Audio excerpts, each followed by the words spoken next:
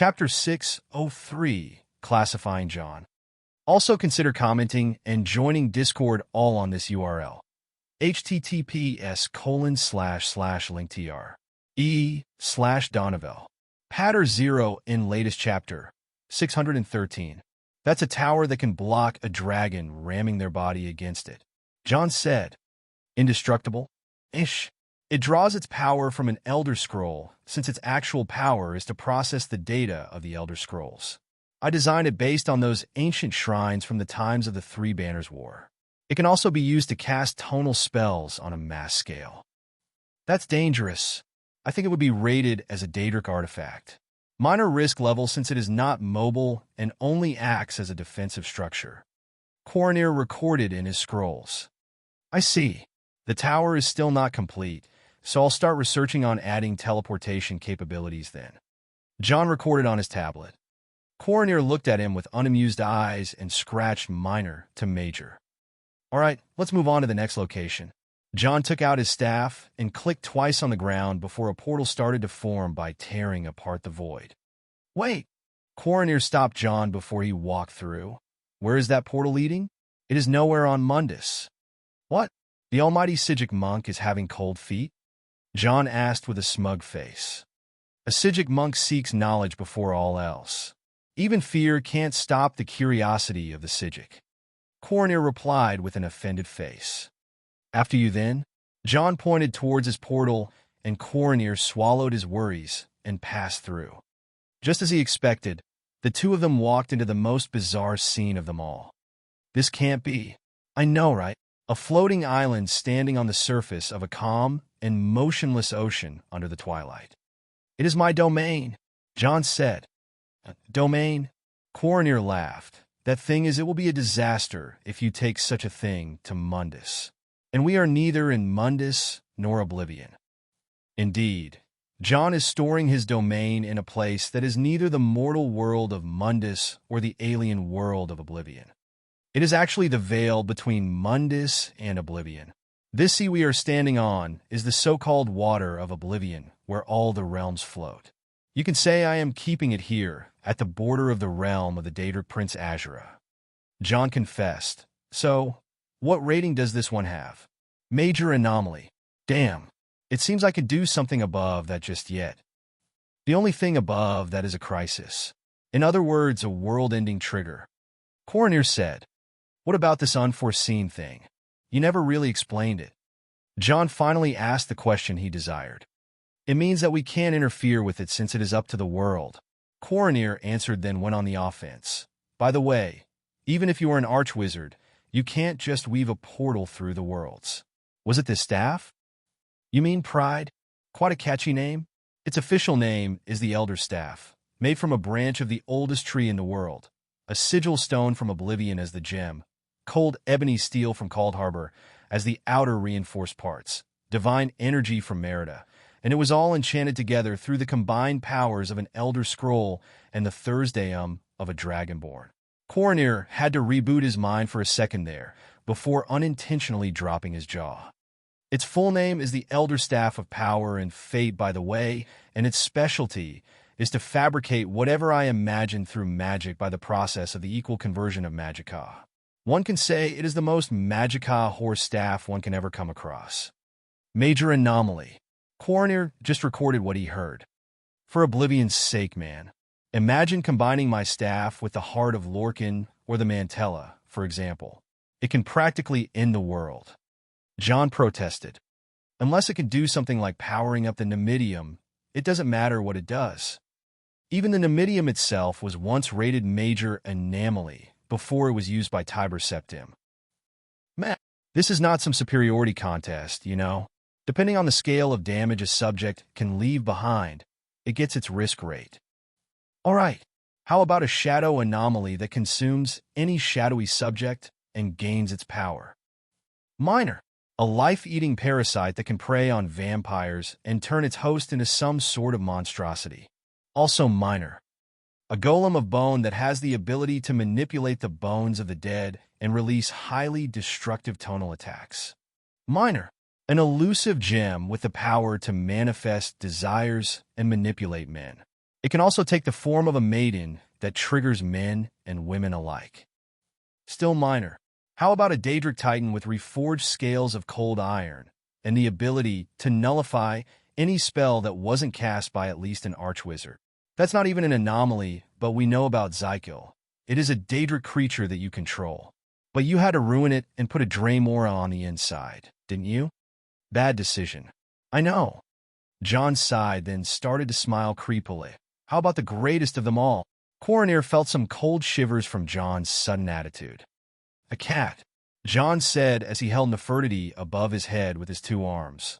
Not just a cat, though. She is the cat. The cat is John Dare's familiar. A familiar shares the same soul as their host, thus it takes the same rating as him. Unforeseen. Finally, John tried to kiss Nefertiti, but he was assaulted by her myriad claws of annihilation before he could even get closer, and she swiftly made her escape through the divine art of the feline shadow step. Just try some wuxia, never mind me. Even with his face worn and torn, John kept his wide smile as he finally managed to raise an anomaly that is above major. Little did he care that there is no ranking. To begin with, it is just some classification for functionalities and documenting sake. On the other hand, Coroner has come to the conclusion of who, or what, John Dare is. And while the things John did would terrify him on any day of the year, John himself didn't pose danger to the world despite the toys he hoarded around himself. He could also tell that John kept many secrets from him, and this is merely the tip of the iceberg. Still, both of them gained valuable information on one another until they were satisfied. Why was the Psijic Order investigating John Dare? Because that is the only way they can get information about him. Why would they want that kind of information? Because they take it upon themselves and the world to keep the annals of history recorded and to protect the current culpa from any metaphysical threat through a protocol of securing the things which can affect the timeline and only interfere at the time of great need with strict measures. Some would even argue that the setting of the world's calendar by the monarchy of Valenwood at the beginning of the First Era was done by the advice of the Psijic Order, so they can keep the timeline itself in order. Their mission is as simple as those 3 lines. Study of the anomalous subjects, confine the dangerous knowledge from the public, and preserve these studies for future needs. What they would later do with this knowledge is to either deal with threats through advising certain individuals or stepping in to deal with things themselves, which is a very rare case. Still, John had one question that kept lingering at the back of his mind. So, why don't you guys just simply take the Eye of Magnus away? John asked. One does not simply take the Eye of Magnus away. Coroner replied.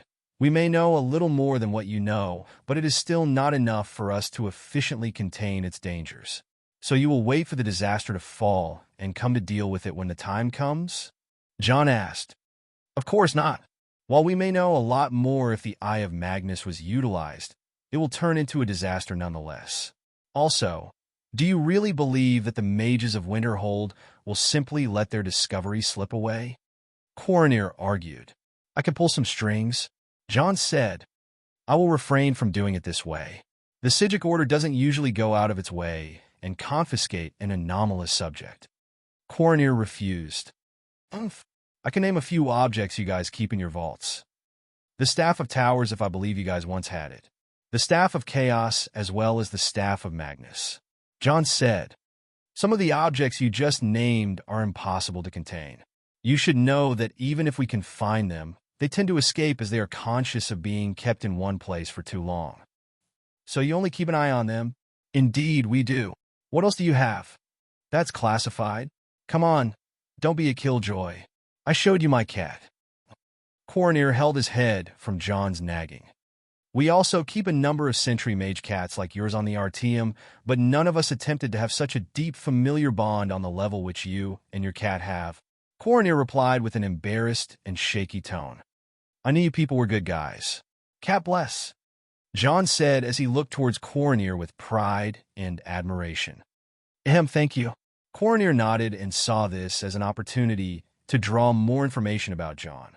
We also keep some minor artifacts that may cause cluster reactions of mayhem, such as a quill that can write excellent poetry and spice up any propaganda to the point where it turns normal people into fanatics. No way. John covered his mouth, You guys have Feefoken? The real Feefoken? Ahem. Truth is usually shrouded with myth and legends, but yes, the cursed quill is so very true despite the common belief. Quaranir confirmed with a cunning smile. I'm about to fangirl so hard right now. John said. What about you, Sir John? Do you possess something as interesting as the Feefoken quill? Quaranir asked. John immediately put on a wide smile that had a lot of trouble hidden behind it. I haven't done this one in a bloody long time, John said. He then got close to Quaranir and cunningly asked, Ever I told you about dragons? Also consider commenting and joining Discord all on this URL. https://linktr/e/Donovel. Patter 0 in latest chapter, 613. Chapter 604 News. Also consider commenting and joining Discord all on this URL. https://linktr/e/Donovel. Patter 0 in latest chapter, 614. The Sijic monk left off with more questions than answers, and finally left John, who satisfied his curiosity about the Sijic order to some extent. Now that his fun was over, John returned to his day-to-day work. He started to feel the of involving more plotting and scheming rather than good old ass whooping. If he wants to be rich and stay that way, he has to keep the cogs running and his empire expanding. In fact, some would argue that John has become busier than the Emperor of Cyrodiil himself when it comes to management duties. As he sat in his office with a stream of employees coming and going, an idea clicked into his mind. He immediately formed his fingers into a cross-hand seal and spoke. Kagebunshin no jutsu. John acted out as the technique should be, but not a single shadow clone appeared around him. Meows. Nefertiti reacted as she sat on his desk. In cat, this means you suck. Of course I know what it means. John replied with an obvious face. I just need the formula to make this spell work. I can make shadow clones, Nefertiti said casually.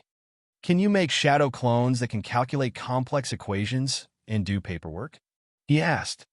No, the ones I can make can shred complex equations and paper apart, she replied. You're becoming more mean lately. John sighed as he tried to pat her. Hands off, Homan. She glared at him. I just licked myself. Sigh. John retracted his hand and returned to his work. Boss. Sif the secretary entered the room looking for him. New documents? Add them to the pile over there. John said. No, sir. A guest is asking to see you. A Breton lady calling herself Karen. She said that she can directly speak to the manager. SEF said. John's face went pale in a second. My moment has come, John said, and displayed his hostility. Let her in. Sif seemed to have read John's behavior and nonchalantly walked out, pointing for the woman outside to go in. So, John said as he stood up, we finally meet, Karen. His dominating hostility was indeed terrifying, but the being in front of him is nothing less than a Karen. Some would argue that she is one of the most powerful Karens in the history of video games. Master John, there is no need to call me with that alias when we are together. The Karen, known as Delphine, replied as she removed her hood. Oh, but it's more than just an alias. It's a title. You may not have the Karen hair, but you are a Karen to the core. John replied. The asset known as Delphine, codenamed Karen, is one of the last known active X-Blade agents and one of the two annoying blades that operate under John's supervision. I just came to make a report, and I shall go on my way. Delphine pointed towards the paperwork in her hand and backed off. John extended his hand to receive the report and started reading. So, you still went to the Thalmor party. It is a useless event. John said. Indeed. Some of the DARE agents helped in the infiltration, and we recovered a few documents which indicate that the Thalmor were fueling the civil war. They received some news on the existence of Esbern, but thanks to your early warning, his life is no longer in danger. She said. I know.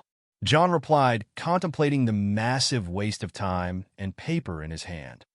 Also, Esbern and I have found the location of the secret Sky Haven Temple. Delphine said. Oh. It was then when John finally made a proper expression. Sky Haven Temple. This temple in the Reach Hold of Skyrim is a place where John has to visit in order to uncover the Alduin Wall, the prophecy which holds important significance to the fate of Alduin and the Dragonborn. John tried to go to that place on his own, but there are two problems. The Reach Hold is pretty vast, and John dislikes it the most after the suffering he had to go through 3 years ago at the hands of the Forsworn. All right, John returned the report to Delphine. You are free to assemble a team and prepare for the journey to the Reach. The portal hub at the basement of the tower has a portal that will drop you into the city of Markarth immediately. I will accompany you after I finish up with the project in Blackreach. Delphine hesitated a bit.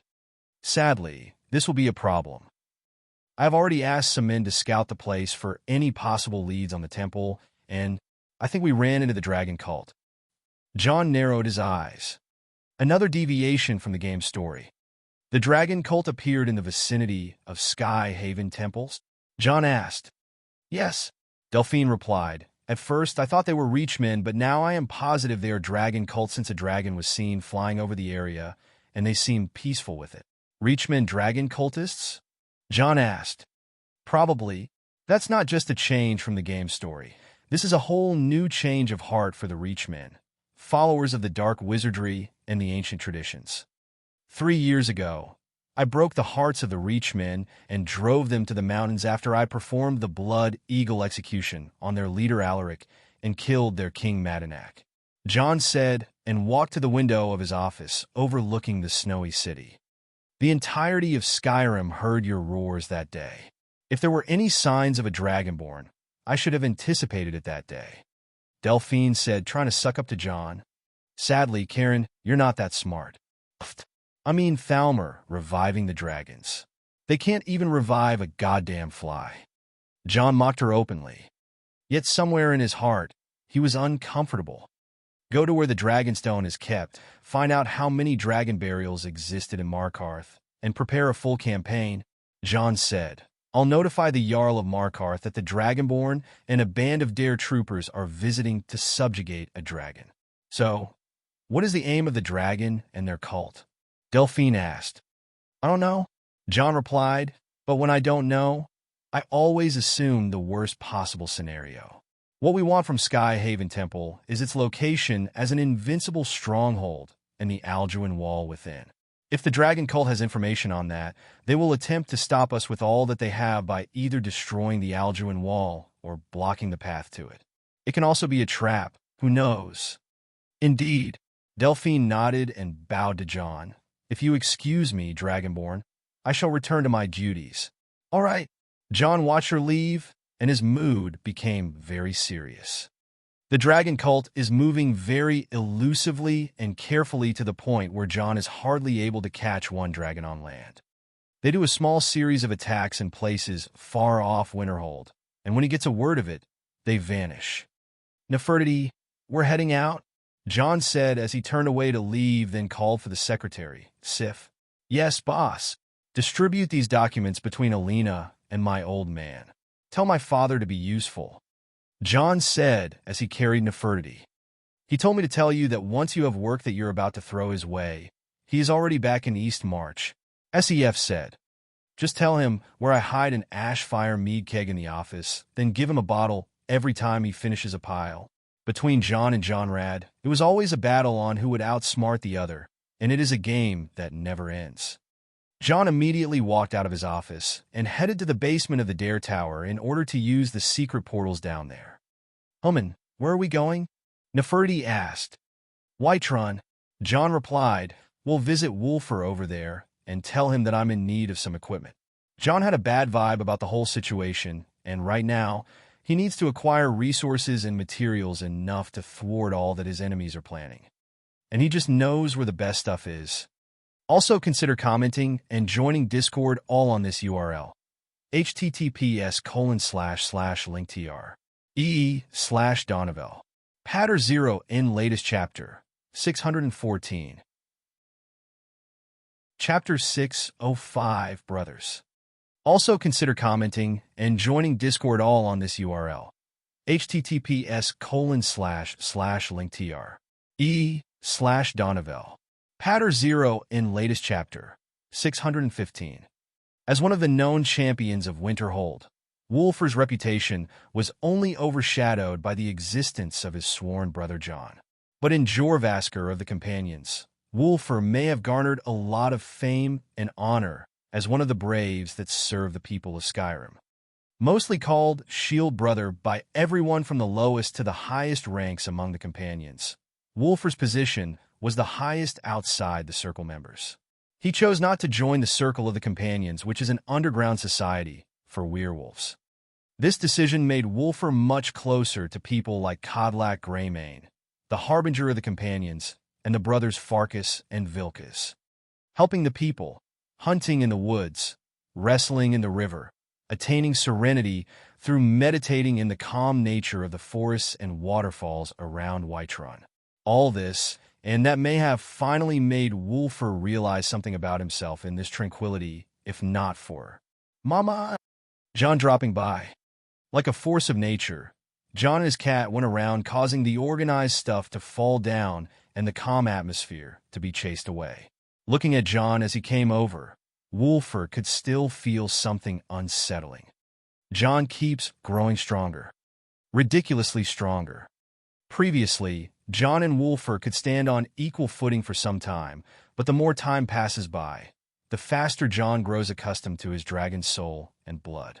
A mortal like Wulfr, who is only a tad bit more talented than your average, Joe started hitting walls long ago, yet Jon is still breaking through the ranks. You have reached the peak level of the Thunderheart? Wulfr asked as Jon got closer. You can feel it too? Jon asked as he checked himself. It is impossible to hide it now. You killed a dragon lately? Wulfr asked. Yes. I heard about a rogue dragon in Jalmarch, so I pursued it for a week until I trapped it near the Lord Stone not too far from the Shrine of Dagon. It was a good fight. Jon nodded as he dragged a barrel to sit on. Currently, the two of them were not in Whiterun, but rather in front of a wood cabinet which Jon ordered built near the White River, overlooking the view of Whiterun Hold and the White River. The cabinet was surely a good place for training. Beowulf has sent you this. Jon retrieved something from his storage and showed it to Wulfr. Once Wulfr saw it, he couldn't help but grin widely. He broke his first wooden sword. Wulfr asked as he retrieved his son's toy from Jon. Boy's a beast for kids his age. You sure he's just 4? Jon laughed. You'll know once you have kids of your own one day. Kids are beasts the day they are born. Wulfr laughed as he tried putting the broken sword together. Jon somehow felt a little bit of heaviness once Wulfr said so. Wulfr noticed the look on Jon's face, which comes when he thinks of the topic of children. You'll be all right, Wulfr added. You think? Jon asked in rarely seen hesitation. Alina and I are avoiding the subject, to be honest. Once you two get your priorities together, you'll fill the hold with your offspring, believe me, Wulfr said. Priorities? Jon asked as if he was offended. We fuck like saber cats every night. For heaven's sake, what are you talking about? Yeah, whatever. Wulfr laughed. A man can lead an entire kingdom and drive dragons to their doom, but once the topic of children is brought over, he's as meek as a kitten. Nefertiti violently meows. Apologies. As meek as a bitch. Wulfr rephrased his statement. Go fuck yourself? After a round of brotherly insults, Wulfr skipped the formalities. Why are you here anyway? I lack proper gear, Jon said. What pieces? Bracers. Jon said, then smiled. From what I heard, you worked Skyforge a few times last month. Heh, now you're being greedy. Wulfr laughed. Indeed, I worked the best forge of them all.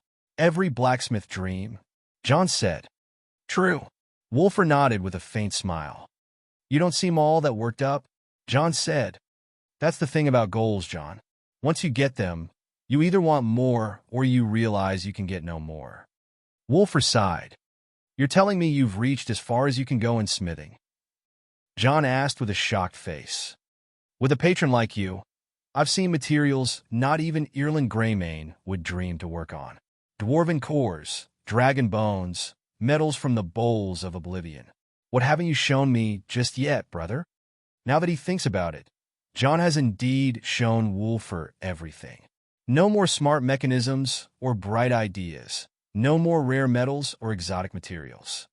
Wolfer's skill as a blacksmith is enough to make him mass-produce artifacts now. So, I won't get anything from you anymore? John asked. I will make you the bracers you want, Wolfer said. Nice. John made a double thumbs up. By the way, there has been a rumor going on lately. The treasure which the Empire and the Stormcloaks are turning the Nirn upside down over. Wolfer said, If you mean the Lord's mail, we collected it before when we were dead drunk with the boys. John said, No, not that. There's something else they are making a fuss about. Yeah, I'm not that keen on stuff like that. John said, probably something like a crown from an ancient era that gives one legitimacy or something. That's too specific for someone not so keen. John thought it was about time the Empire and the Stormcloaks started going head-to-head again. By that time, the Empire and the Stormcloaks should be fighting over the Jagged Crown. That's why John ignored the rumors, since he wasn't interested. The Jagged Crown is, as he described, a crown that was used to select the king of Skyrim, and it was made of the fangs of many beasts. Well, the rumor didn't specify its nature. Wolfer said. Interesting, John said. Still, the only thing that matches that description is the Jagged Crown. You told me about the Jagged Crown before. Wolfer said. Isn't owning such a thing only meant for the true High King of Skyrim? You want a High King for Skyrim? John asked. Unless it is you. I think everything is good as it is. Wolfer replied. We agree on something. John fist-pumped with Wolfer. Cheers then. Wolfer stood on the cabinet's bench he was sitting on and pointed to the back. I've been hunting some game this morning. Grab it as I get some tools from inside. All right. John nodded and walked to the area behind the cabinet to get the so-called game Wolfer hunted. A game, he said. John stood in shock from what he saw. Behind the cabinet, there was a cave where people would store the food in a cooler environment, but for some reason, the cave seemed to have been expanded lately. Inside the cave was the carcass of a great beast, a mammoth. But not just any mammoth. A mammoth of the size of a small dragon was all tied up in chains of cold iron and darted by over 100 spears. 3 pairs of tyrannical tusks, a rune-carved head, legs that are twice the size of a normal mammoth, and a furious look in its eyes that lingered even after its death. Motherfucking son of a bitch! John couldn't help but spit those words as Wolfer came closer. That thing destroyed a dozen Daedric cold iron chains by its tusks alone, Wolfer said with a saddened look despite the bewildered look at John's face. A royal Hrothgar mammoth, that is fabled to be the king of beasts, is lying dead in Wolfer's food storage. Some people are just ridiculous even if they don't realize it. Also consider commenting and joining Discord all on this URL. https://linktr.ee/Donovel.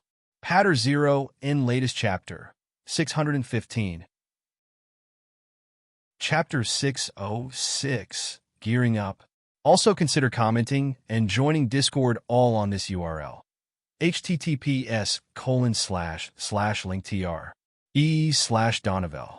Patter 0 in latest chapter 616. Transporting a gargantuan mammoth was not an easy task to anyone unless that one was John.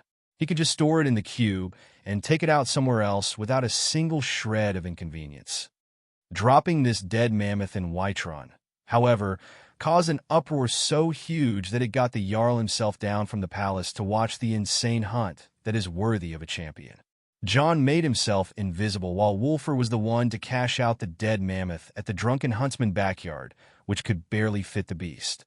Before he leaves, Wolfer claimed the 6 tusks of the mammoth, which were unrealistically durable, and a large portion of its hide for crafting purposes before heading to Skyforge and readying himself for a big request. What are you thinking of? John asked Wolfer. Lots of cold ebony alloy, Wolfer said.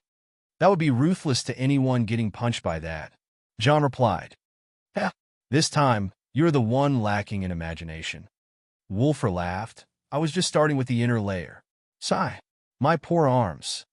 John lamented the fact that his arms will be carrying something made by a wild Wolfer in a creative mood. The mechanism shall be strong enough to deliver an insane amount of force at whatever it is pointed at. Mechanism? John asked with a puzzled face. I asked for bracers or gauntlets.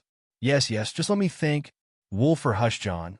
After that, we're going to put the armaments on 3 angles at 120 degrees from each other to ensure balance and penetration. Penetration? John. Indeed. The problem is that the thrusting process isn't going to be easy. Wolfer. Thrusting? John. Naturally. A 3-way is the best. Wolfer. I know, but can we talk about the thing John? 1 at the top, 2 at the bottom. That's a good shape, right? Wolfer. No. John. Well, we need balance. 2 at the top may be hard for you to control.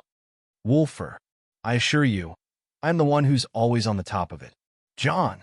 No worries then, as long as you're confident. But I must warn you, you'll need a lot of stamina for this one. Wolfer. What the fuck are you talking about, bro? John finally had enough with that conversation. The mechanism, bro. Wolfer replied, as if it is the most obvious thing. You know what?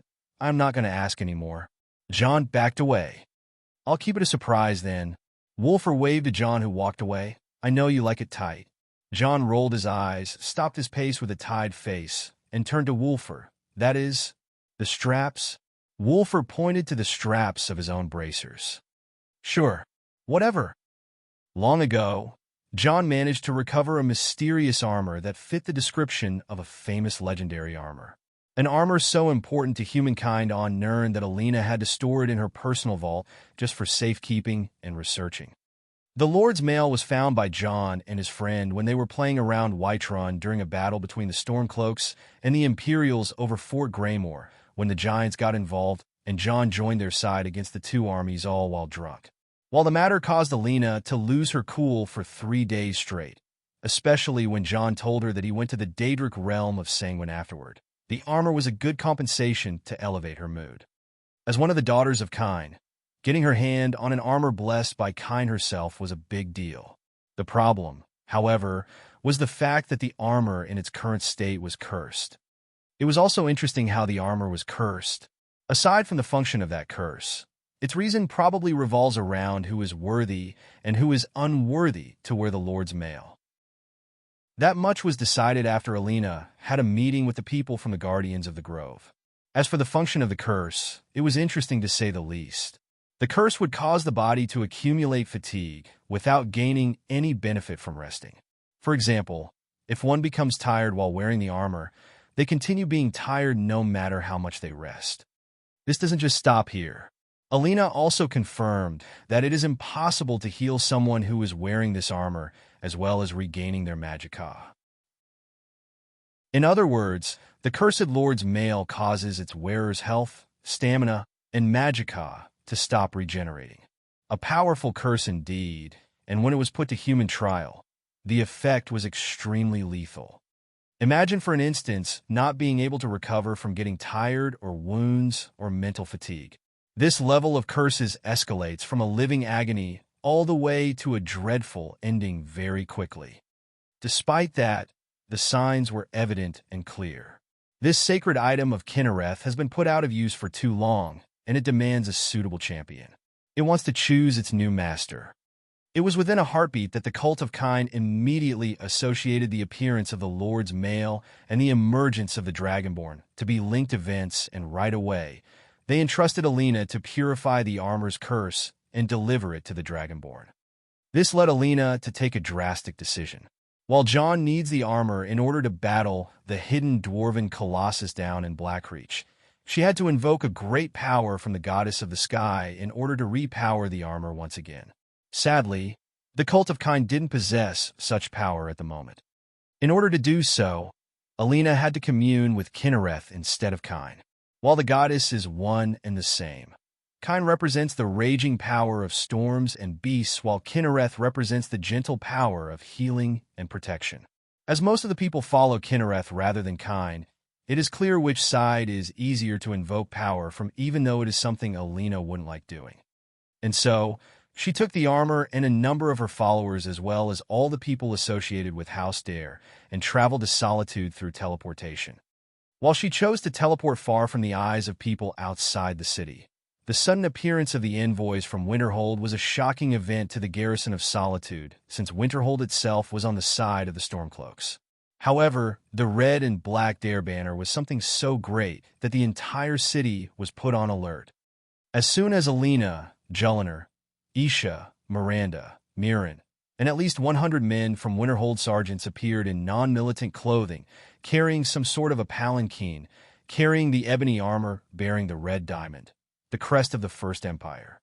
The Lord's Mail was something very easy to recognize in Solitude, since it was paraded through the town the first time it arrived, and by seeing such a sacred item being transported by the Easterners, confusion spread through the city even before Alina took her first step inside. Jarl Elisif the Fair immediately started moving from the Blue Palace along with the steward Falk Firebeard and Thane Bryling, all heading out to personally see why Alina Moonblade of House Dare is asking for an entry to Solitude and the Temple of the Eight. Meanwhile, Castle Dower was buzzing as if it was hit by a catapult early in the morning, and both General Tullius and Legate Ricky were walking down the castle as Elisif was passing by on her horse.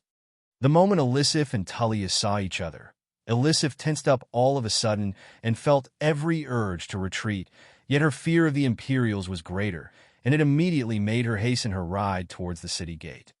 Tullius expected to see Elisif, but the fact that she raced him ahead to the gate made it evident that she is wary of his attitude. She is the Jarl of Solitude and eventually the soon-to-be High Queen of Skyrim, selected by the Imperial Authority, but right now, he is the Imperial Authority. No matter how much Elisif tries to struggle her way out of Imperial control, she is all the way in his hand, even if she acquires the friendship of House Dare. But for those crazy Dare people to bring back the Lord's Mail, General Tullius was somewhat at loss for words in this situation. He was the one who purposefully threw the Lord's Mail in an old Nordic crypt and paid out a mercenary to use this cursed armor and attract people. His idea was to eventually lure the Dragonborn into acquiring this armor, since the Lord's Mail will be seeking a worthy champion, and through that, he will make relationships with the Dragonborn, who will seek help from the Empire in order to dispel the curse off the armor. Of course, there was a probability of this armor falling into the wrong hands, but whatever the wrong hands may be, it has been 200 years since the armor was put to use by an actual champion that was deemed worthy. According to the Imperial tacticians and the cult of Ancestor Moth, the armor will only correspond to someone like the Dragonborn. There were fears that John Dare would be deemed fit by the armor, but in any case, this is something only Kinnereth has the last say in. But what everyone seemed to forget is that Alina Moonblade is called the Child of Kine. While not recognized by the Empire or the cult of the Eight Divines, this is a Nord tradition that has ancient roots, and the relationship between the gods and mortals can take odd special turns. After all, there is a war waged over a similar reason. But the appearance of Alina in Solitude with the Lord's Mail wasn't by any means a peaceful visit. This is the cult of Kine officially barging into the territory of the Imperial cult, an unexpected turn of events that will definitely leave an impact. Also consider commenting and joining Discord all on this URL. https://linktr/e/Donovel. Patter 0 in latest chapter 616. Chapter 607. That could be arranged. Also consider commenting and joining Discord all on this URL. https://linktr/e/Donovel. Patter 0 in latest chapter 617. After Alina's appearance at the gate, the murky waters of Solitude started shaking at a disturbing rate. She wore an ocean blue sleeveless dress and covered her back with a beast hide taken from some fierce animal. Her head was decorated with two mighty horns taken from a bull, and her eyes and arms were covered in blue paint. Still, half of her face remained veiled. This appearance struck no one as deep as it struck the Nords, who saw it, reminding them of names of the ancient Nord gods, not their imperial counterparts. Meanwhile, Jarl Elisif was the first to arrive at the gate thanks to the information she was provided by Thane Bryling and the eyes Falk Firebeard planted around the town. The entire city gate was opened just by her command to allow the guests in. But that wasn't the end of the drama.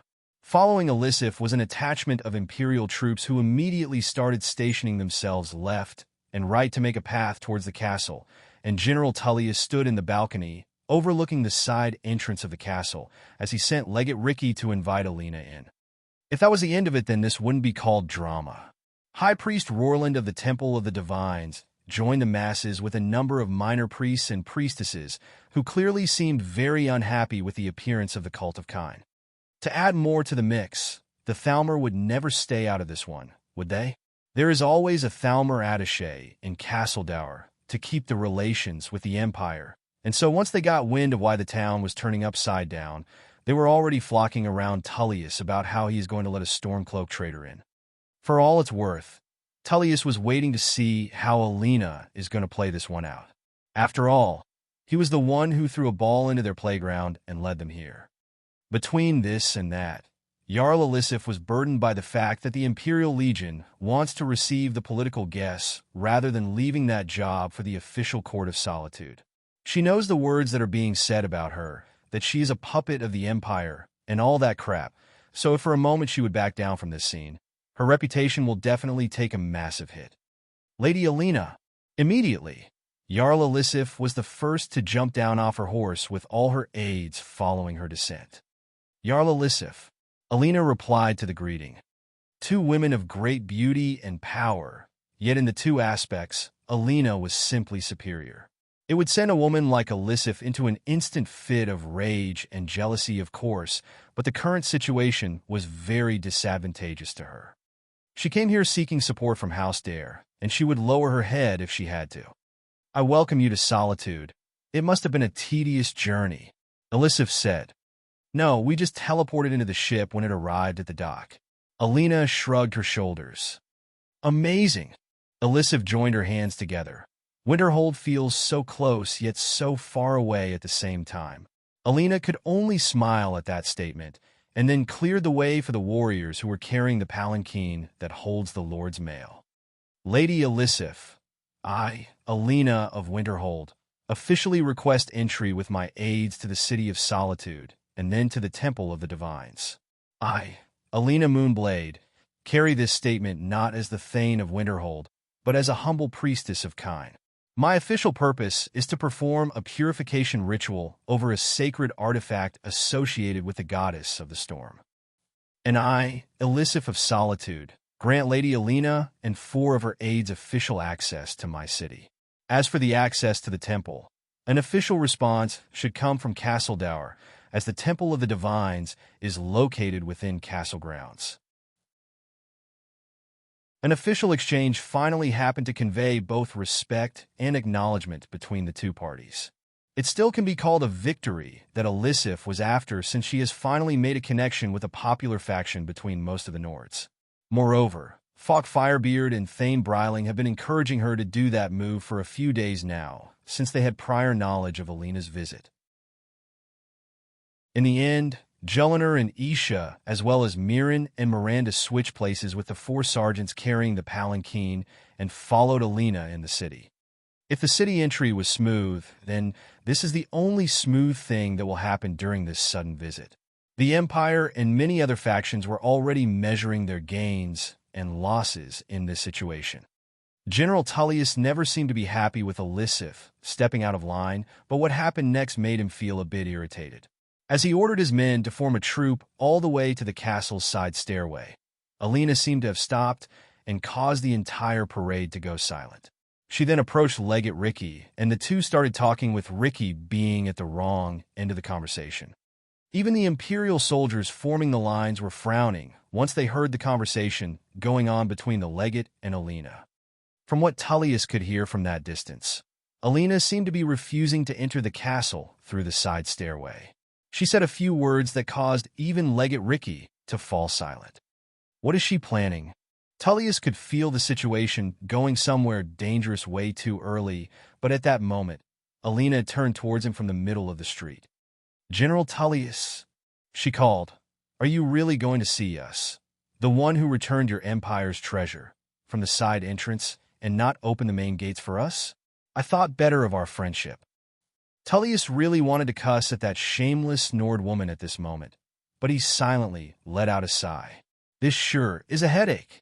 Seeing the woman who is rumored to be both intelligent and beautiful taking advantage of a situation, Tullius decided to fight fire with fire. He simply signaled for the soldiers to open a way to the main entrance and walked into the castle to receive the parade from the other direction. Tell the high priest to be present before that Nord cultist desecrates the grounds of his temple. Tullius spoke to one of his personal guards before walking in. Meanwhile, Alina and Elisif personally walked the street ahead of the parade. They crossed the city to its main avenue all the way to the front gate of Castle Dower. The gate opened slowly without making them wait, and General Tullius stood far inside, leaving much space between himself and the parade. This heresy, this sacrilege, and here it comes, the high priest of the Temple of the Divine. And good day to you too, High Priest Roerland, Elisif replied, as she seemed to be willing to take a bullet or two for Alina. Jarl Elisif, the gods are disappointed in you. How could you let the heathens all the way to our sacred temple? Roerland couldn't wait and immediately walked to Elisif. He was a man of average height and had a bald spot on top of his head with long hair on the sides. His eyes, however, carried a lot of contempt, but his appearance was sloppy for a high priest. High priest, please don't mix between your opinion and that of the gods. If you were to speak on their behalf, you would be the one caught with sacrilege. Thane Breiling fired the gun right off the bat, making most of the priests present in the scene almost jump in fear. The divines in this world are known to be less talkative than the Daedra, but their signs are always clear and not meant for one person to decipher. Thane Breiling, this absolutely has nothing to do with me speaking for the gods or not. I speak for the good people of Skyrim and the Empire. No gods-fearing man would bluntly allow the followers of an outcast cult into their holy ground. This is not what? And here she is, the woman of the hour. Everyone turned to Alina as she stepped ahead facing the priest, as she is taller than him and has much more aura. Roerland, I assume. We've met before. Alina spoke. I don't remember you. Roerland looked at Alina, not remembering meeting the wife of John Dare. 11 years ago, I was 9, and I was on a visit to Windhelm, to the Temple of Talos with the priestesses of Kine. You and your imperial followers crashed the ceremony, while I was being announced as a guardian of Kine's Grove, and the people of Windhelm were giving me their blessings. I remember you saying that a little midget will guard nothing, and ours is a dying cult. Alina recited one of her memories. Roerland couldn't put his hand on the certain accident, since he has a long history of animosity with the old cults, but this particular scene was slipping off his mind. And you were drunk back then? She added. A high priest of the divines never did.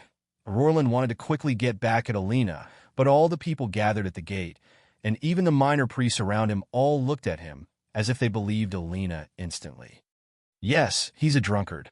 He reeks of booze all day long, and a few of his famous sermons were under the effect of liquor. A high priest of the divines is a priest of all the divines. So he's a priest of Dibella as well. Of course, he can drink all he wants for the pleasure of the Lady of Life and Joy.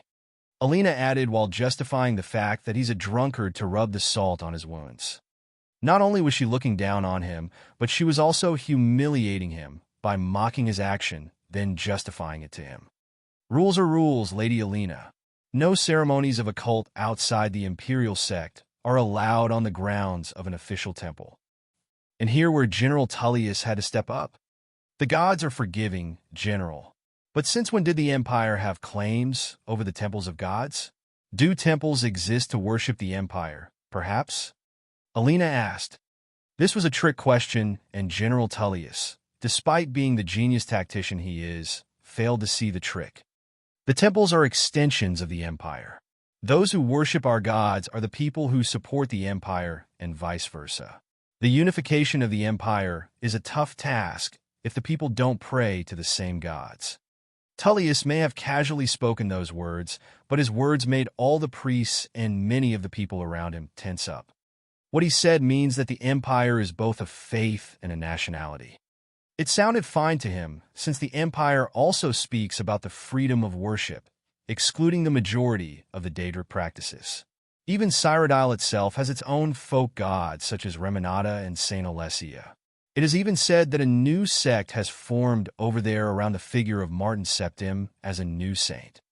But Tullius' mistake was that he never imagined the hidden meaning behind his own words. The Empire uses religion as means to control the masses.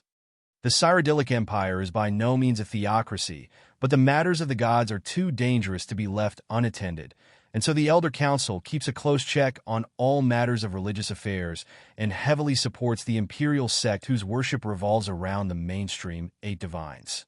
Sooner or later, these words will be used against him, but at the moment, Alina was satisfied with the fact that she can cause a widespread misunderstanding in the imperial camp which will benefit the old cults. Either way, I didn't come to the temple this time to argue about the gods. Alina dropped her case slowly and pointed to the Lord's mail carried by her companions. We are here to return this armor to the Empire, since you guys were clumsy enough to lose it. You surely jest, Dame Alina. And as if the scene needed more players, someone interfered right away. Coming out from the temple, wearing some of the most expensive clothes money can buy, an imperial brunette lady walked to Alina as if they were always close. Miss Vici. Patiently, General Tullius greeted the Emperor's cousin. Lady Vittoria, Alina as well as Elisif and the people after them greeted her as well. I'm sure I wasn't jesting, though. Alina continued where she was talking. Really? But that's the Lord's mail, the treasure of the Empire. I'm sure such a thing can't just get lost. Vittoria said. Truly? Alina asked as if she was on a script with Vittoria. I wonder how could we stumble on such a thing? I'm sure it is fate. Right, General? High Priest? Vittoria asked the 2 men while clasping her hands. Sorry. The general felt like he was being dragged into some sort of a trap, so he seemed like backing down from the conversation. What fate do you mean, my lady? However, High Priest Rorland asked casually. Well, I am no woman of the gods or anything, but I've read that many artifacts tend to get lost and appear in the path of those who are worthy. At this point, the High Priest and the general realized that they were played by the 2 women. Absolutely not. This is a treasure of Kinnereth.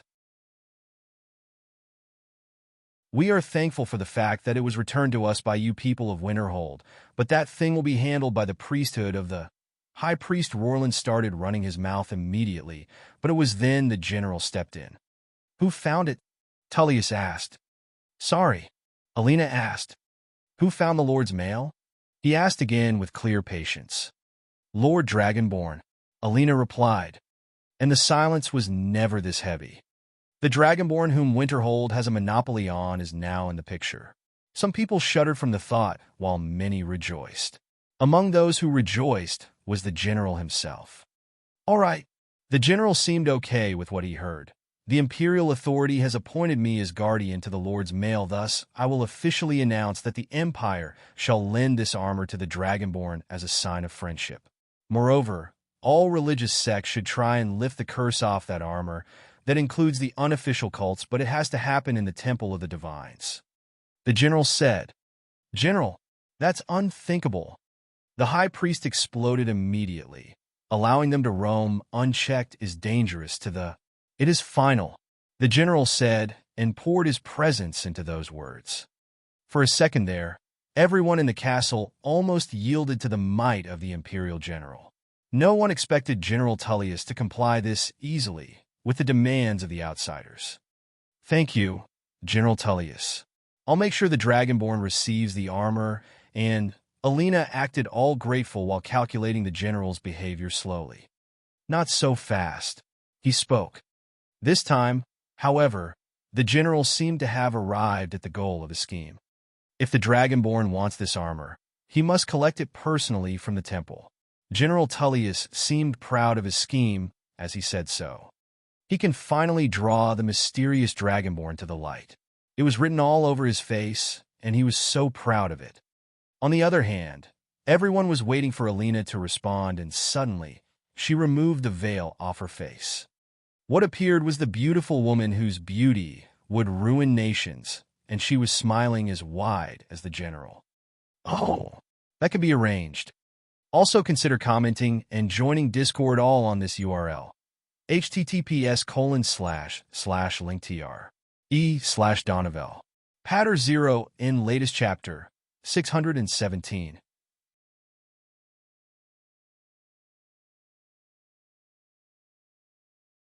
Chapter 608, The Ritual. Also consider commenting and joining Discord all on this URL. https://linktr. Donovel. Patter 0 in latest chapter, 618. Quite the mess we've made. Jellinar smiled faintly as she stood near Alina. I see you prepared more than just Thane Bryling.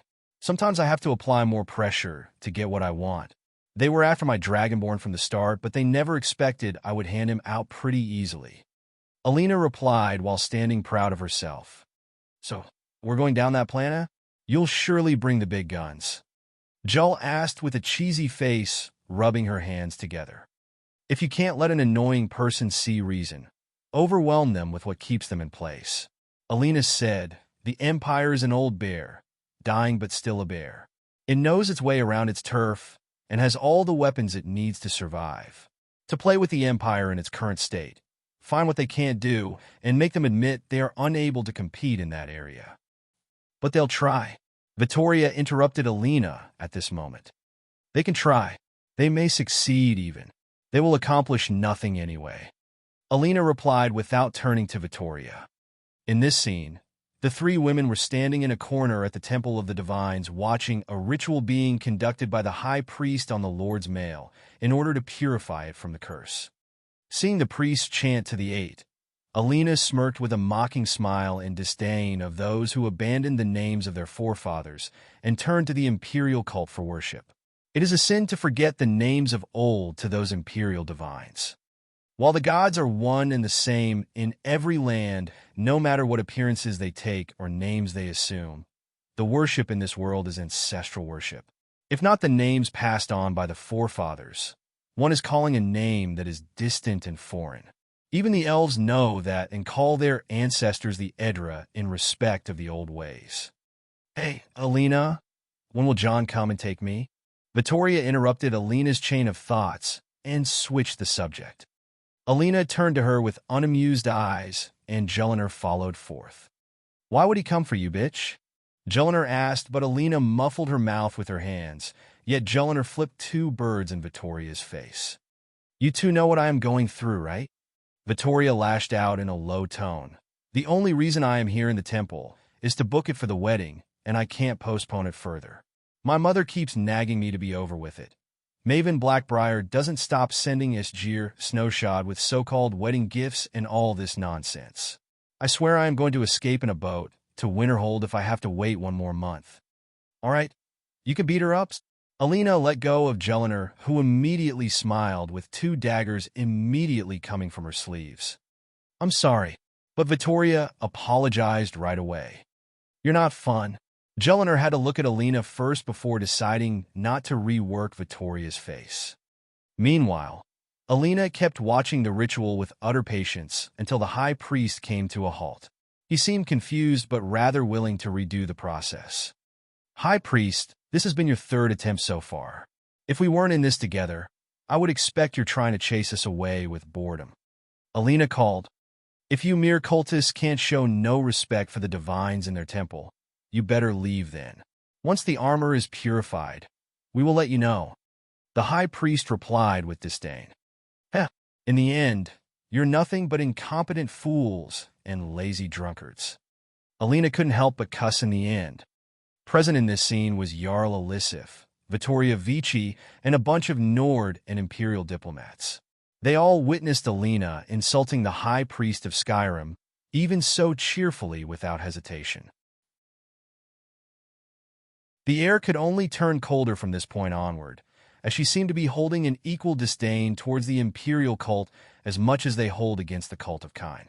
I want you out of my temple. Rorland the High Priest pointed towards the door and spoke with an infuriated tone. No matter what, he can no longer tolerate this intruding into his temple. I am afraid I won't comply, Alina replied, shrugging her shoulders. Then the guard shall drag you out. Rorland couldn't tolerate Alina's attitude any longer and walked past her. But you already know they won't be of help. Alina smiled. I am here to purify the armor, and they know that. Your attempt to undermine the competition is utterly useless, so let me do my job properly, so I can get home before dinner. While it was harrowing to speak to a high priest this way, the situation was really ironic. There is no current religious regime that supports the Temple of the Divines. Back in the day, the Emperor of the Tamriel was the acting head of the imperial cult. Namely, this was the case only to the Dragonborn emperors of the Septim, Reman, and Alessian dynasties. Currently, the Mede dynasty is not that of the dragon blood, and the situation meant that there is no acting supreme leader to the imperial cult anymore. Combine that with the fact that a peace treaty with the Almarai Dominion removed one of the 9 divine pillars of the imperial cult. This comes as an utter approval of the current regime that the empire is no longer a state based on religion, and thus the priesthoods of all the official divines have lost their political immunity. At this point, the rise of other religions based on aspects of the divines can't and won't be outlawed unless a political dilemma was involved.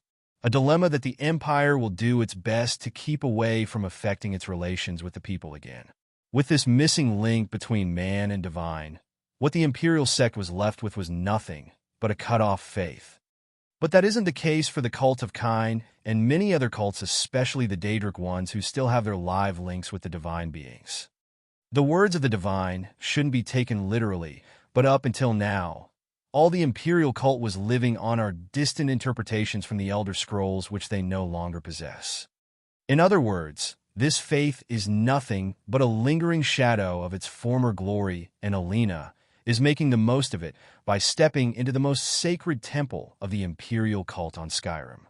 As the Empire no longer cares about faith and uses it as a political tool, just as it was stated by General Tullius, a tool can be replaced by another. Yet to Alina, faith is never a tool, it is a goal. John provided her with the best opportunity to embarrass the imperial cult, and a mere high priest won't stand in her way. Your ritual has taken long enough, Alina stated. Then leave, Roland replied, blocking Alina's way with all he could. She only smiled and turned to Jarl Elisif. 5 minutes, that's all I need, she said. You are not stepping a foot on my altar. Roland roared, but Elisif immediately stood up. On her side, she wanted the support of the Dares, and she was desperate for it. High Priest, it has been a couple of hours already, and we are entitled to our court duties, as well as witnessing the purification of this divine artifact of Kinnereth. Whether it is Kinnereth or Kine of Old, we Nords don't and can't tell the difference, so please, you shouldn't be stubborn. Time is of the essence. Elisif spoke her words quickly. Jarl Elisif, this is blasphemy. The High Priest kept insisting. It is not. Alina spoke back. We pray to the same gods in the end. Whether you call them by old or new names, you have to choose the most efficient way. She then turned to Elisif and the Solitude diplomats. 5 minutes, she said. Please, Elisif replied to allow Alina ahead.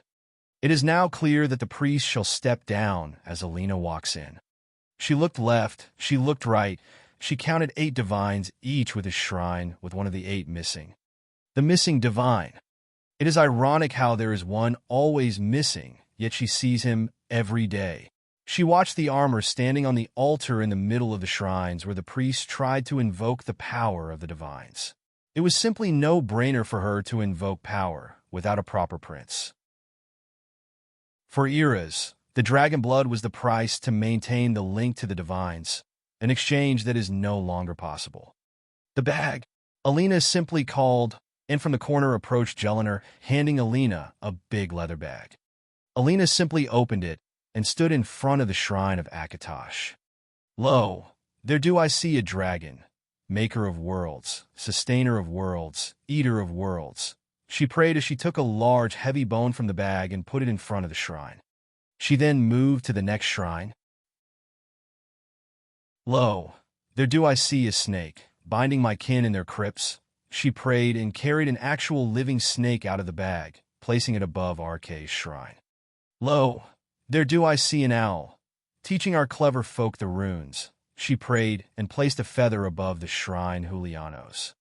Lo, there do I see a whale, carrying our kinfolk to Somgard. She prayed and placed a whale's bone on Stendar's shrine. Lo, there do I see a moth guiding the way beyond heaven. She prayed and placed a living moth on Debella's shrine. Lo, there do I see a she-wolf sheltering her cubs from danger. She prayed and placed a wolf's fang on Mara's shrine. Lo, there do I see a hawk, mother, with a wing that brews thunder. She prayed and placed a hawk's feather on Kinnaretha's shrine. The only shrines left untouched by her so far were the shrine of Zenithar, who is not entirely Nordic, and the empty shrine of Talos. Also, the symbolic deities she hasn't prayed to yet are the fox and the bear, who are considered to be the dead god's sun and shore. There is, however, one nail she had to strike at the side of the Imperials as she finally approached the empty shrine of Talos. Seeing her walk in that direction made the crowd gathered in the temple feel very tense. Lo, there do I hear Ismir, Shore son of Shore, dragon of the north. Lo, does he call to me? She prayed and simply placed nothing on that shrine. She threw the leather bag to the side and walked to the armor placed on the altar and put her hands on it. She felt the pain running through her body from the effect of the curse. She just erected and kept praying and calling the symbolic deities as she closed her eyes, and then, by the nine, someone swore in the middle of the crowd. She opened her eyes, red and glowing in a serpentine shape. The once peaceful temple fell to the dreadful glare of Alina Dare. Also consider commenting and joining Discord all on this URL. https://linktr/e/Donovel. Patter 0 in latest chapter 618. Chapter 609. Use your voice. Also consider commenting and joining Discord all on this URL. https://linktr/e/Donovel. Patter 0 in latest chapter 619. Then she quickly closed her eyes as the hearts of the people facing her almost sunk in horror. Her prayers slowly turned into whispers, and as if everything around the temple was held still by some mighty force, the cold air suddenly started flowing once again, and as if the world could breathe. No one ever felt thirsty for air this much in their entire lives. It is as if the air suddenly became the tastiest thing to breathe, and their hearts elevated with every joyous breath of air they take. A miracle, they have no idea what it means. The curse is lifted, Alina said, and retreated from the altar immediately with a tired face. Jelinar felt that Alina was weak, and so she ran towards her with the others keeping on their tail. It is over. I want to sleep for a little bit. Alina seemed already exhausted, but she knew things were not over yet. She has to complete her last part in the play to put the Empire in its place for good this time. If this plan failed to continue, the Empire won't give up its ambitions of trying to interfere in Winterhold. They had to realize that they are outmatched by all means, whether it is the relation with the Divines or what comes next. Alina found her way outside the temple as many people of power flocked around her asking for a moment of her time, as always, but what blocked her way was none other than the general of the Empire, Tullius. He was standing there with an attachment of his guards carrying an imposing air around themselves. They are finally going for it. Lady Alina, my men informed me that the armor is purified, the general said. Indeed, Alina nodded. I am pleased with your effort. On behalf of the Empire, I thank you greatly. The general said his piece and moved to the next topic immediately. In regards to the Dragonborn, we expect him to drop by the military headquarters in order to collect the armor as promised. How generous! Alina replied with a smile. That is why I was thinking of delivering this armor personally to the man in question. General Tullius added, I believe he is staying somewhere around Winterhold. And what makes you believe that? Alina asked back. Simply the fact that Thane John Dare is the only contact method we know of to the Dragonborn. It is only natural that he lives around there, the general said and added. Of course, he has to officially sign some legal documents for lending him the armor he is surely worthy of. And so the Empire reveals its true intentions once again. Getting hold of the Dragonborn. They had to throw out one big bait this time, and believe in fate and the worth of the Dragonborn in order to attract him to their cause. Putting aside the material benefit, General Tullius was so sure that if he was fully backed by the Elder Council, he would offer anyone a better deal than whatever deal John Dare may fork out. And he was right. The Empire simply owns everything in the Empire. John's power barely extends over 1/9 of Skyrim. If the Dragonborn was to be attracted by something as lucrative as the Lord's Mail, an armor only used by legendary men, then it would be easy to invite him over. No one would approach John Dare if they don't have that base level of greed after all. He wasn't wrong in any of that too. But Alina had buckets of cold water ready to be poured on the head of the Imperial General. So, you're saying that my husband monopolizes the Dragonborns? Alina asked with an extremely offended face. Her hypocrite tone made everyone around her look at themselves and giggle. What else should we call it? The general himself couldn't help it as he was really amused by how offended Alina had become. But that's simply a hoax. John would never monopolize the champion of the world all to himself. Alina added, Is that so? The general laughed further. Lady Alina, I think that's a little bit strange to deny it. Even Elisif made a not-so-confident face in this situation. At that moment, Jelinek stepped in. We're denying it because it is not true, Mr. General. John would never monopolize someone he can't even monopolize. I mean, how can someone actually do it? It doesn't make sense. Jelinek kept on her act. All our John did was to spend money on the Dragonborn whenever the latter needed to, since that's the only money he gets. Then we also promise you to be generous with the Dragonborn, young miss. General Tullius added. Fine, go tell him that, she said with utter dismissiveness. And where can I find him? The general asked patiently. I don't know, Jelinek replied. How do people find other people? The general blinked twice, trying to figure out why this half-dumber girl is the one confusing him now. We respectfully send them a note to meet us. The general replied. Exactly. You call for them to come over. Jelinek applauded the general. So, we just invite the Dragonborn over? Publicly? The general asked. Duh. Ever tried it before? Jelinek made an obvious face. Truth be told, General Tullius may have never thought about asking the Dragonborn over. All he thought about, as well as everyone else, is that John Dare is limiting access to the Dragonborn only to himself ever since that time when the two appeared in Whiterun for the first time. So we hang signs at the inns? The general asked the people around him. Send a courier? Maybe? Those people tend to reach everyone easily. Whoa! No need to involve the couriers. Jelinek raised her hands. You're just calling somebody over. All of Skyrim knows how it is done. How so? Like, you're really asking me, Mr. General? Jelinek asked, but everyone was looking at her clueless, and I was supposed to be the crazy one. Fine, I'll give you an example. When you call for someone, you must inhale deeply and use your voice to utter their name. For example, Alina. Yes, Alina replied. See?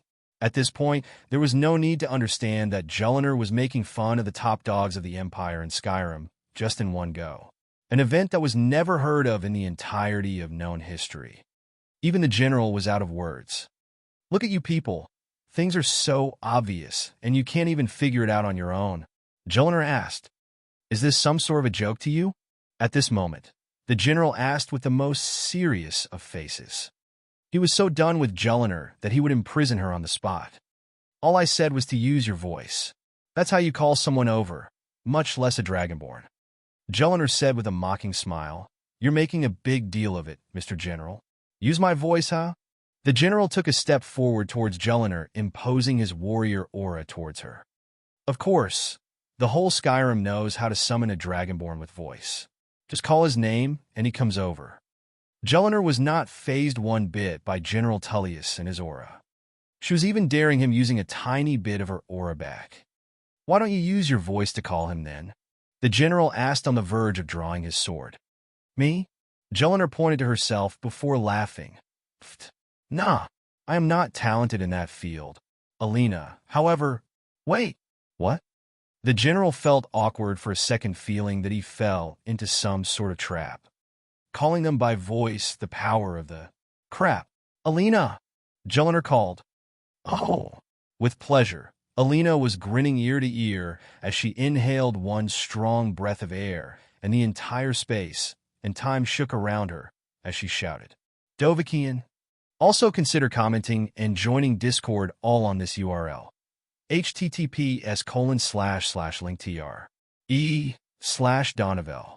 Patter 0 in latest chapter, 619. Chapter 610, Dragonborn Call. I was out for a while now. Married life ain't easy, people. Either way, that's not all what's going on.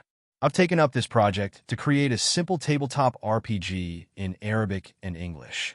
It is like a mix of D&D, Maze Rats, and some other good games, but I am facing trouble designing an innovative magic system like that of Ars Magica, but on a simpler scale that fits a 2d6 system.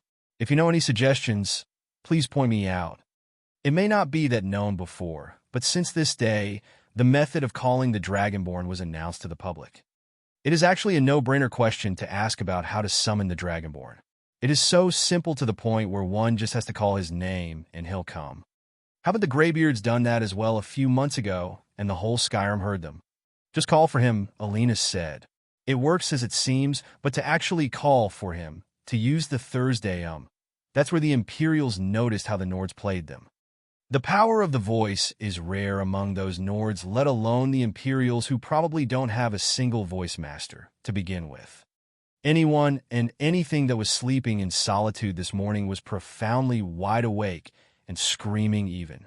Those who were wide awake were running around like headless chickens from the terror they heard.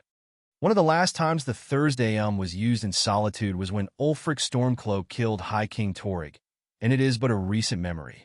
It was clear how disturbed and traumatized Jarl Elisif was when she heard it echo all over her city. But aside from all the bewildered reactions, the group nearest to Alina felt something approaching towards them.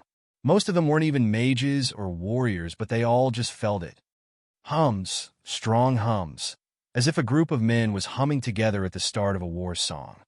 The hums kept getting louder and louder, and then a child looked up and spotted something in the sky. "Ma, what's that?" As he asked his mother, she looked up, and so did the people around her. The scene shifts to a man falling from the sky, and the sounds around him were getting stronger and stronger. Insert Skyrim intro theme. Something about it was so intimidating, yet so satisfying at the same time. "He's falling down?"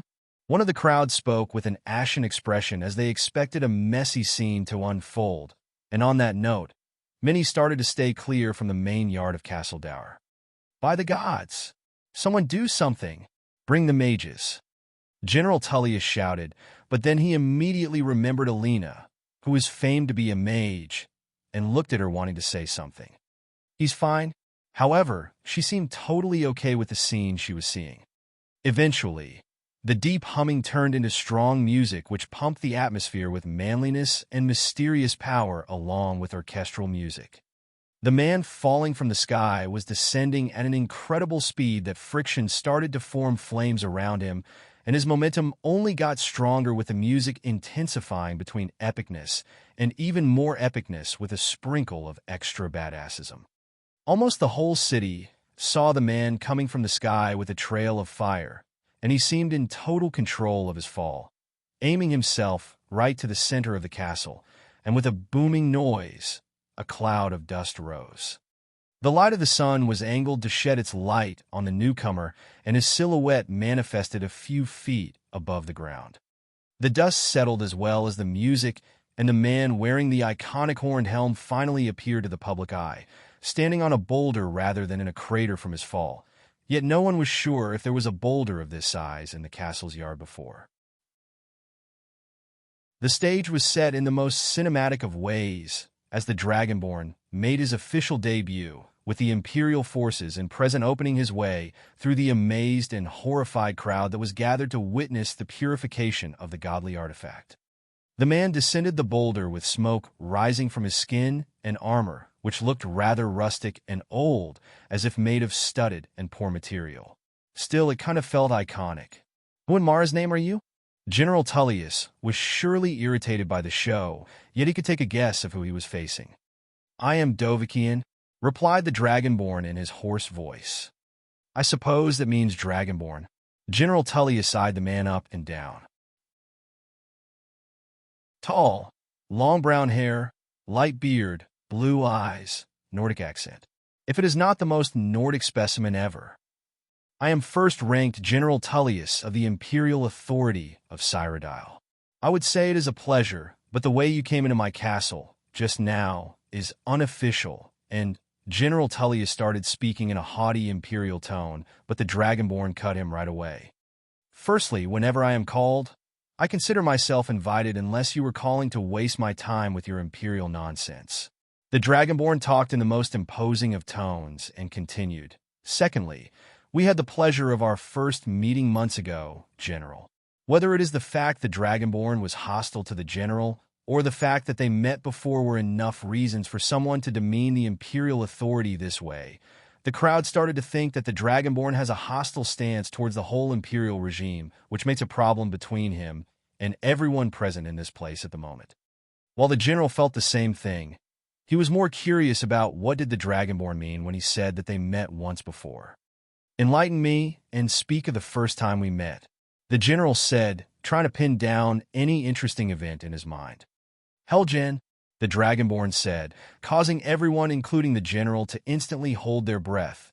"The executioner's block," the Dragonborn added as he took a step closer to the General and continued while touching his own neck, right when the dragon attacked.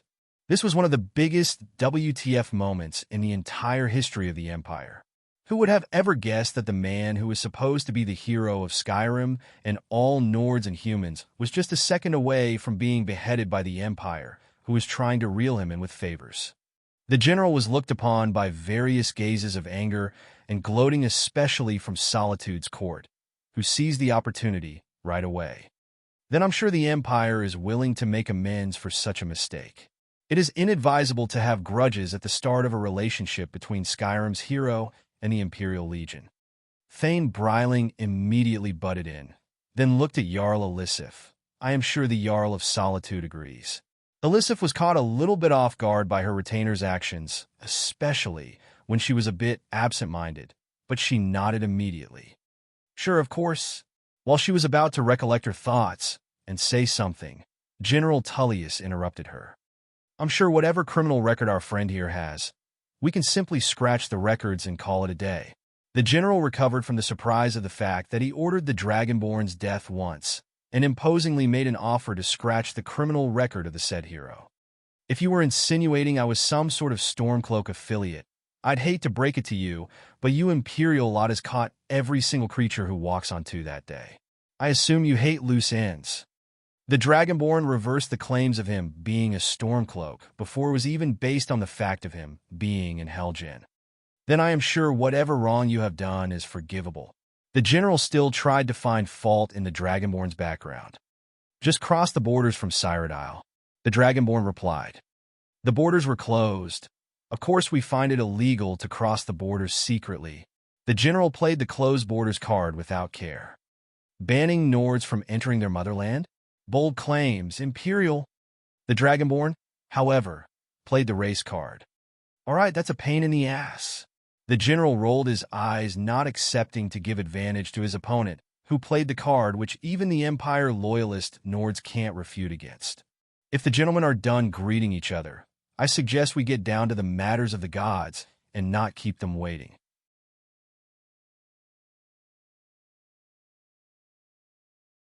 Alina smiled without care. "This is but a simple gathering to pass an important artifact onto your honorable person, and the Empire is the rightful owner of it. Thus, on the behest of the Imperial authority, General Tullius has struck a deal to lend the holy armor of Kind Sun to you." Alina replied. "I suppose I have to dabble in the official business this time." The Dragonborn replied, "While currently I am tracing a dragon south in the Reach, I hope this ceremony or whatever gets over with," he said. Alina nodded before turning to the crowd around her. "If the lords and ladies, after the permission of the General, are all willing to continue with the ceremony, please return back to the temple where the armor lies waiting." Alina said found no opposition even from General Tullius, who walked in the temple before all else. Meanwhile, John and Alina exchanged a cunning look towards each other. So far, their little plan is going too damn well. Also consider commenting and joining Discord all on this URL. https://linktr e/Donovel. Patter 0 in latest chapter 620. Chapter 611. It's not who I am underneath. Also consider commenting and joining Discord all on this URL. https://linktr e/Donovel. Patter 0 in latest chapter 621. Back into the temple.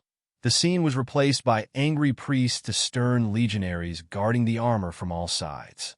General Tullius was the one standing at the altar as well. The upper-class folk took the seats in the temple, with the people of Winterhold and the Court of Solitude taking the first row on both sides. General Tullius assumed the centermost part of the praying altar at the front of the temple and started giving a speech. Under the light of the 8 divines, the imperial authority of Skyrim is setting a loan contract to the person of the Dragonborn, hero of Skyrim, and the only instrument to deal with the ongoing dragon crisis.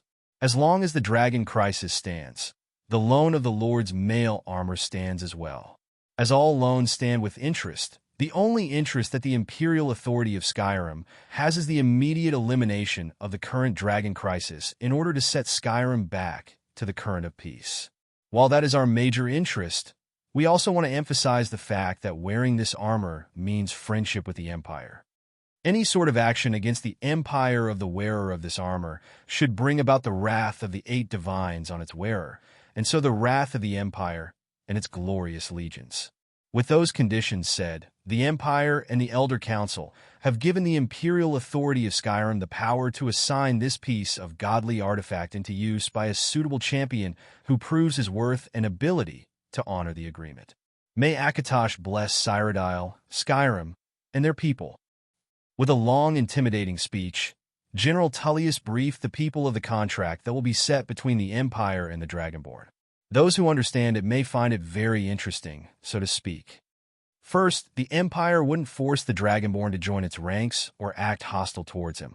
He who has the dragon blood which proves legitimacy over the Imperial Ruby Throne. Second, the Dragonborn can't join any force hostile to the Empire or act against the Empire directly. This eliminates any possibility for the Dragonborn to join the civil war on the Stormcloak side. While he's also a Nord who seems sympathetic to the Nord ways and takes on the neutral stand with Winterhold, he is considered out of all human conflicts by now. That, however, doesn't mean anything regarding external enemies. Third, the Dragonborn can keep the Lord's mail as the dragon crisis stands. While the Empire is annoyed by the dragons roaming Skyrim and the late sightings of the dragon cult, the fact that the Dragonborn has such a powerful artifact means that he can keep the dragons in check so long he takes them off the battlefields so the Nords and Imperials can kill each other in peace. Fourth, and this is consequential on third, the dragon crisis is a way to set the Dragonborn clear of the course of politics. While John Dare is the advocate of the Dragonborn, this Nord warlord has no desire to rule over Skyrim, let alone the Empire, so there is no threat to the current date. However, if the Dragonborn was to deal with the dragon so fast, this would mean the situation is bound to change at some point, and so the pact over the Lord's mail may bind the Dragonborn. Fifth, regarding the pact, it seemed clear that General Tullius, who is not a man of the gods, seemed to be invoking the power of the 8 divines over the pact between the Dragonborn and the imperial authority of Skyrim to keep him in check. While that is the case, if the Dragonborn quest was done so soon, there would be no harm in keeping the Dragonborn and the Lord's mail together to keep the pact going, a point which the Dragonborn should be aware of if he intends well towards the current empire. All in all, these points were enough to put the tension regarding the Dragonborn at ease from the side of the Empire in Western Skyrim. But there is a big catch. This is an official document that can be held only by official persons. Party A is of course the Empire, the owner of the Lord's Mail. However, Party B is the Dragonborn, a man whose name is anonymous and whose face is masked by his silly horn helm. Party B must be officially recognized by a given name, a face, and an address. Should the Dragonborn agree to this pact, may he please rise and sign his name over this contract. General Tullius said as he spread a sheet over the altar. The Dragonborn stood up from beside Alina and looked behind and beside him before taking a few steps ahead and replacing Tullius in front of the altar. Ahem! He readied his hoarse voice again and spoke. So many of you wait for me to remove that helm and look at this face. Something you as my friends share with those who are my enemies. His words made the people tense, and so did General Tullius, who was ready to demand the Dragonborn to remove his helm.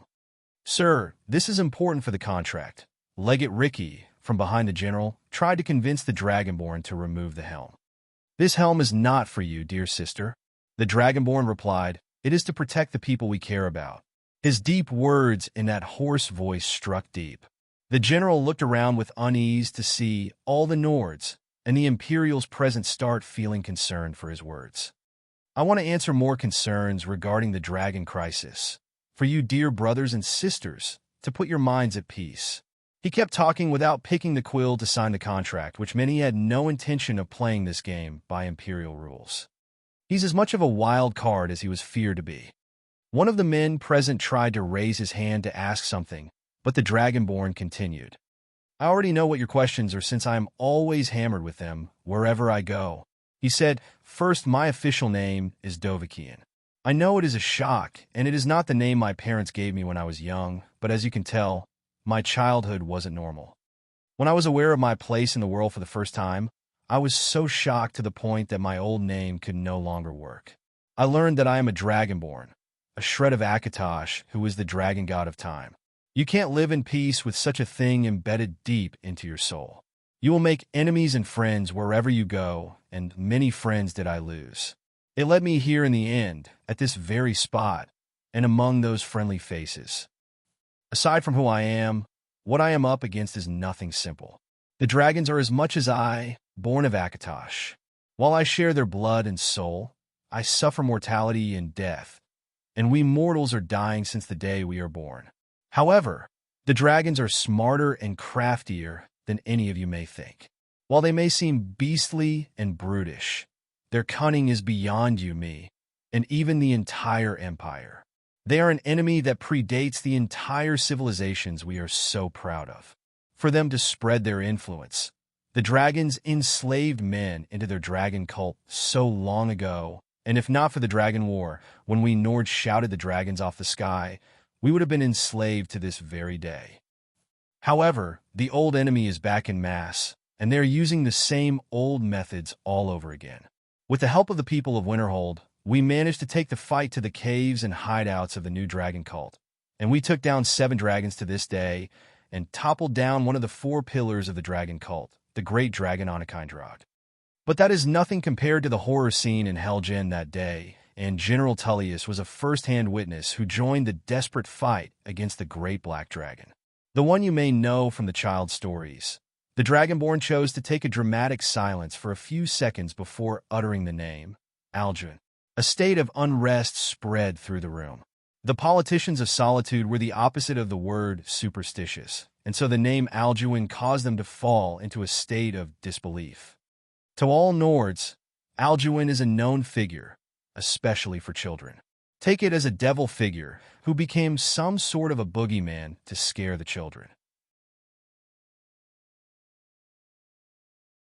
Alduin the Hungry Dragon will eat your entire family if you don't go to bed early.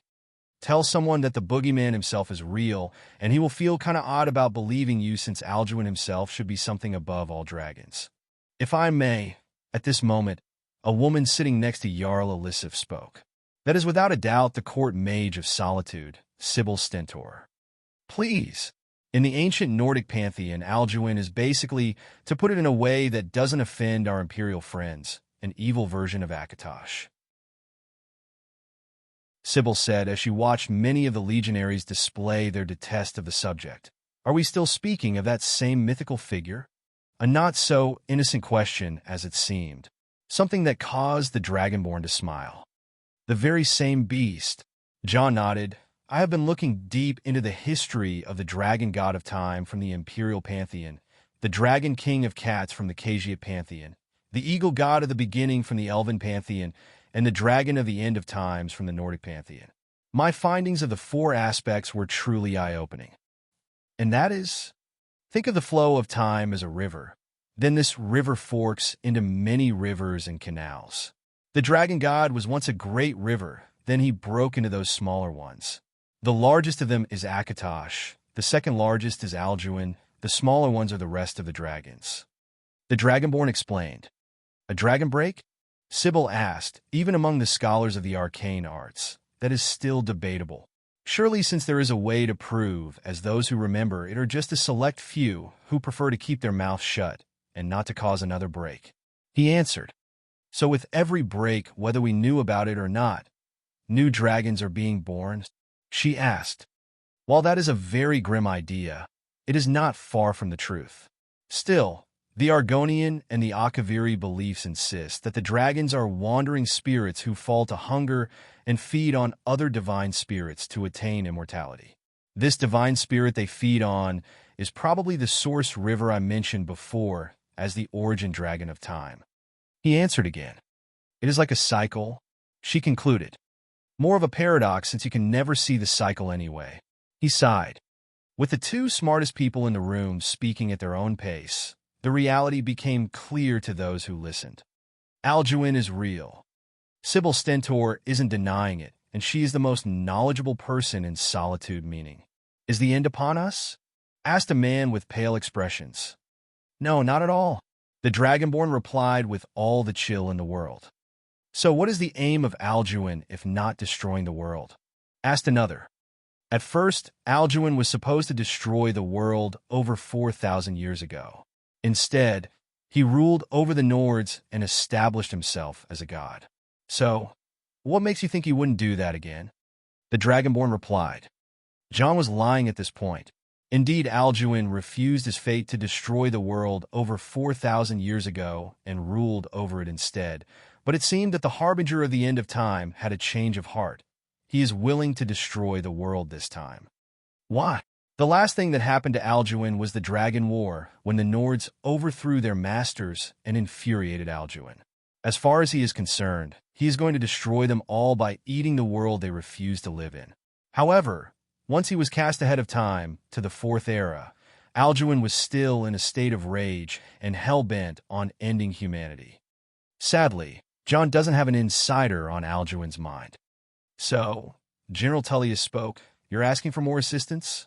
While John was foreshadowing the threat facing Skyrim, it seemed General Tullius got the wrong message. Assistance? The Dragonborn asked. Not at all. He then held up the scroll on which the pact is written on. This paper says that I'll stay out of your way. John said. I'll also assume that it means you're staying out of mine. That is no way, just a normal Nord warrior, everyone thought. He's strong enough to bring down dragons, he's smart enough to argue with Sybil, and he's crafty enough to play the imperial politicians. Someone familiar falls under the same criteria. We pray for your success, Dragonborn. The general backed off with a smile. He got what he wanted, but it still left him with a bitter taste in his mouth. The Dragonborn signed the paper and walked to the armor guarded by the legionaries. He removed the cover from the armor, and so he saw the armor. A plate ebony muscle armor with a red crystal insignia on the chest. It was padded from the inside with a chainmail that came from its openings and covered all the body parts. John loved what he saw as the curse was surely lifted. The legionaries carried the plate to John and offered to deliver it to a room if he wanted to wear it right away. The thing about it is that the Dragonborn is a little bit too small in terms of body size to the armor which was fashioned for the father of the Minotaurs. John was using lust to alter his body size. However, the Dragonborn held the Lord's mail from them, and in an instant, as if the armor came to life, it immediately started to shake and opened itself up to bounce on John and fit on him like a black liquid. Obviously, Greed's equipping function. While the situation seemed bizarre and arcane, The godly miracle was proved once the armor fitted itself to be fit for the Dragonborn, as if it was forged for him. By the gods! Many people stood up to watch the miracle, and then it was all perfect. Dragonborn? Alina called. The people around her realized that she was cheering for him, and all woke up from their daze to follow her cheer. Dragonborn? It was then when the Dragonborn was recognized by the Empire and the people of Solitude as a great pillar of the important events that are yet to come. Amidst the cheering, the Dragonborn walked out of the temple.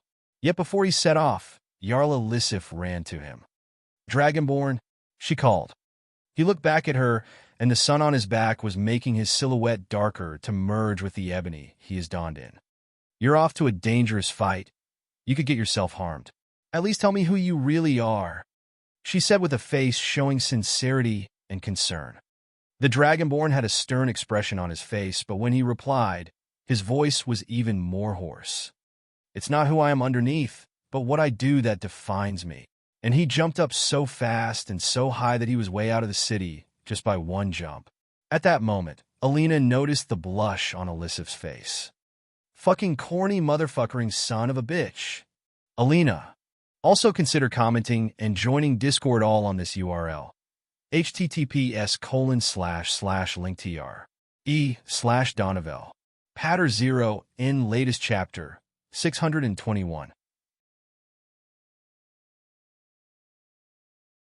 Chapter 612, The Mammoth Anchors. Also consider commenting and joining Discord all on this URL. https://linktr/e/Donovel. Patter 0 in latest chapter 622.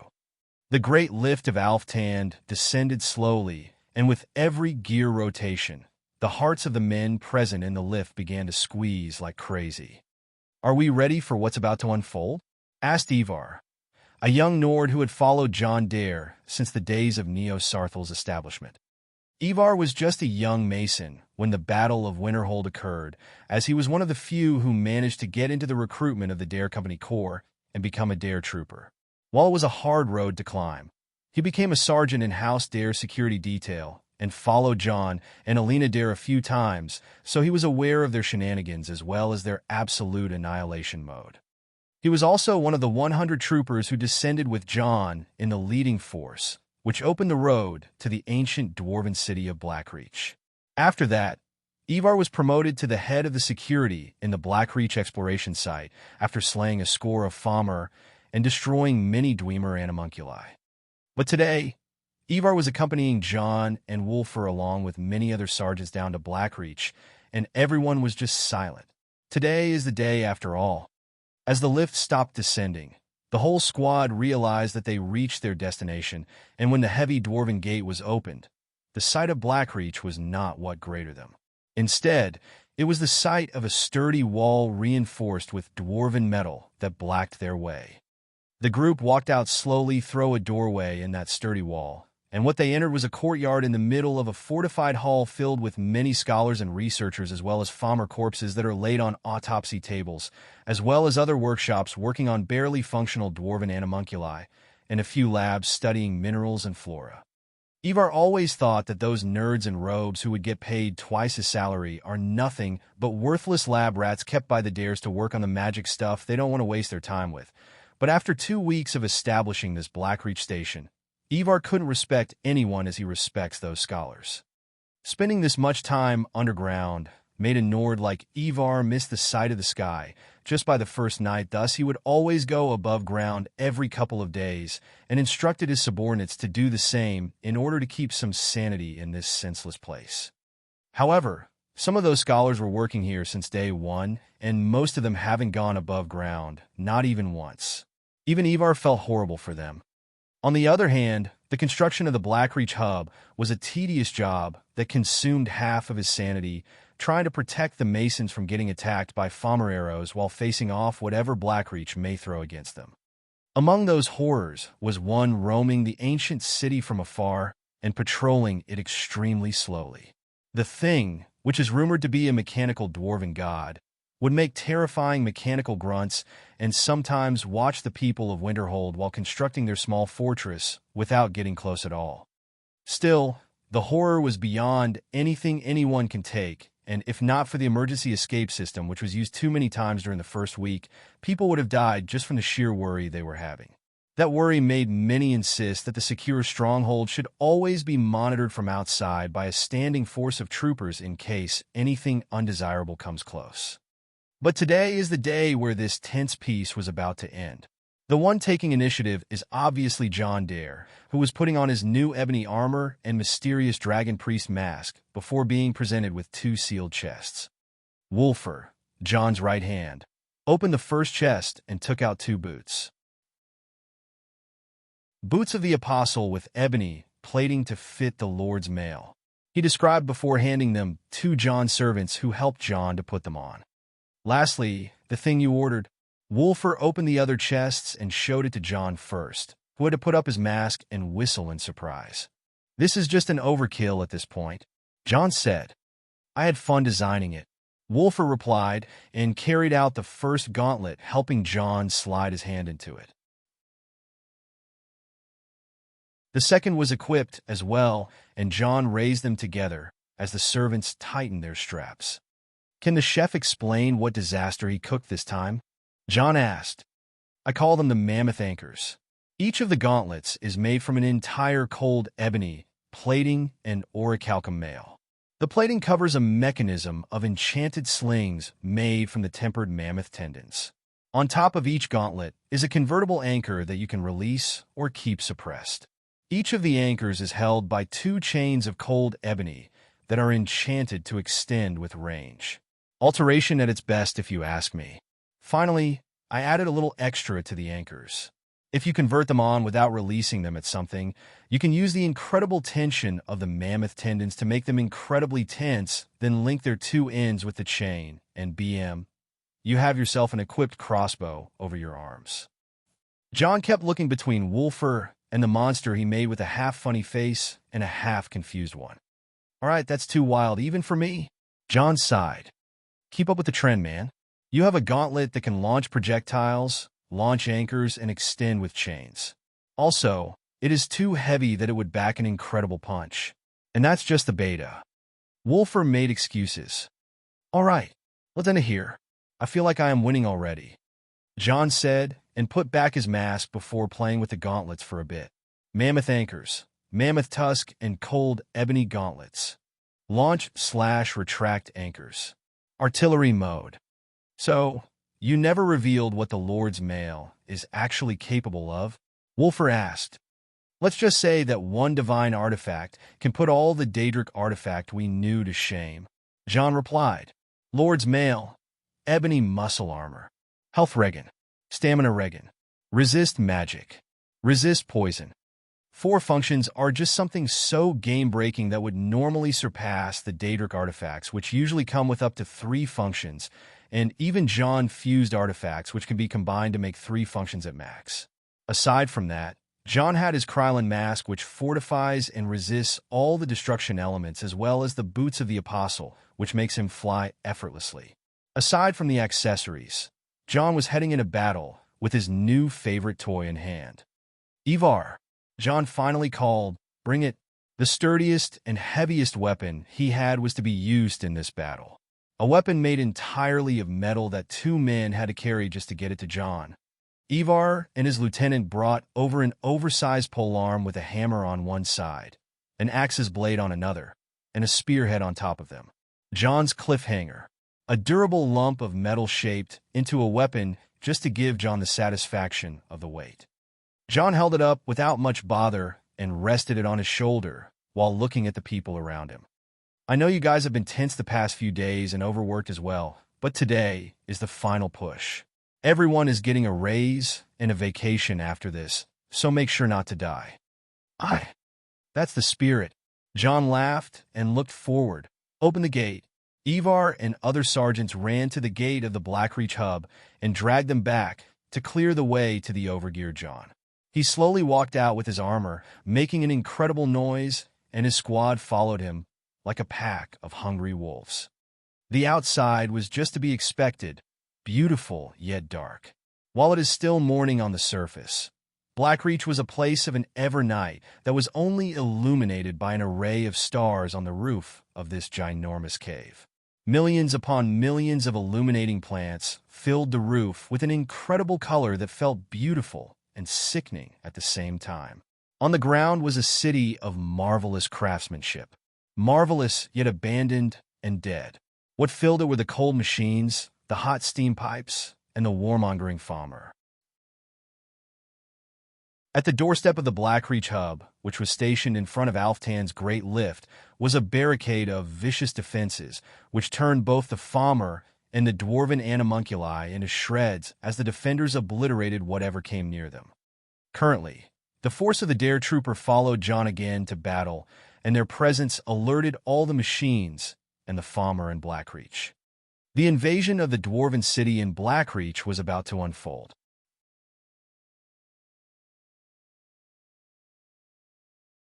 Chapter 613, The War Beneath.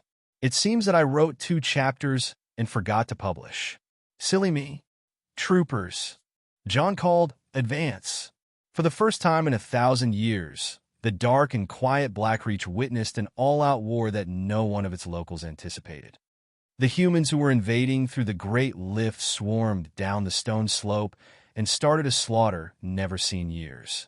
Almost 1,000 Dare troopers were active in this operation. The small army divided itself into 4 teams. The vanguard, led by John, headed towards the heart of the city where the dwarven colossus was stationed. They swarmed towards a location known as the Silent City. The right flank was led by Wulfur, as they advanced westward at a location known as Reeking Tower in order to attract as many dwarven animunculi as possible and destroy them. The left flank was led by Jelinar, and that group headed towards the forest of glowing mushrooms in order to root out and kill the farmer. Finally, the rear guard was a group consisting of magic casters, and they were led by Alina, who held the stone slope in front of the fortified hub. Advance to the first choke point, secure it, and wait for confirmation from the other team. Go! John's team were mostly vanguard troopers, a pack of brutal axemen carrying round shields, axes, and short and long spears. Their specialty is crowd control. While this team was the slowest, it was systematic with its movement and had a basic knowledge of what to expect in a dwarven ruin.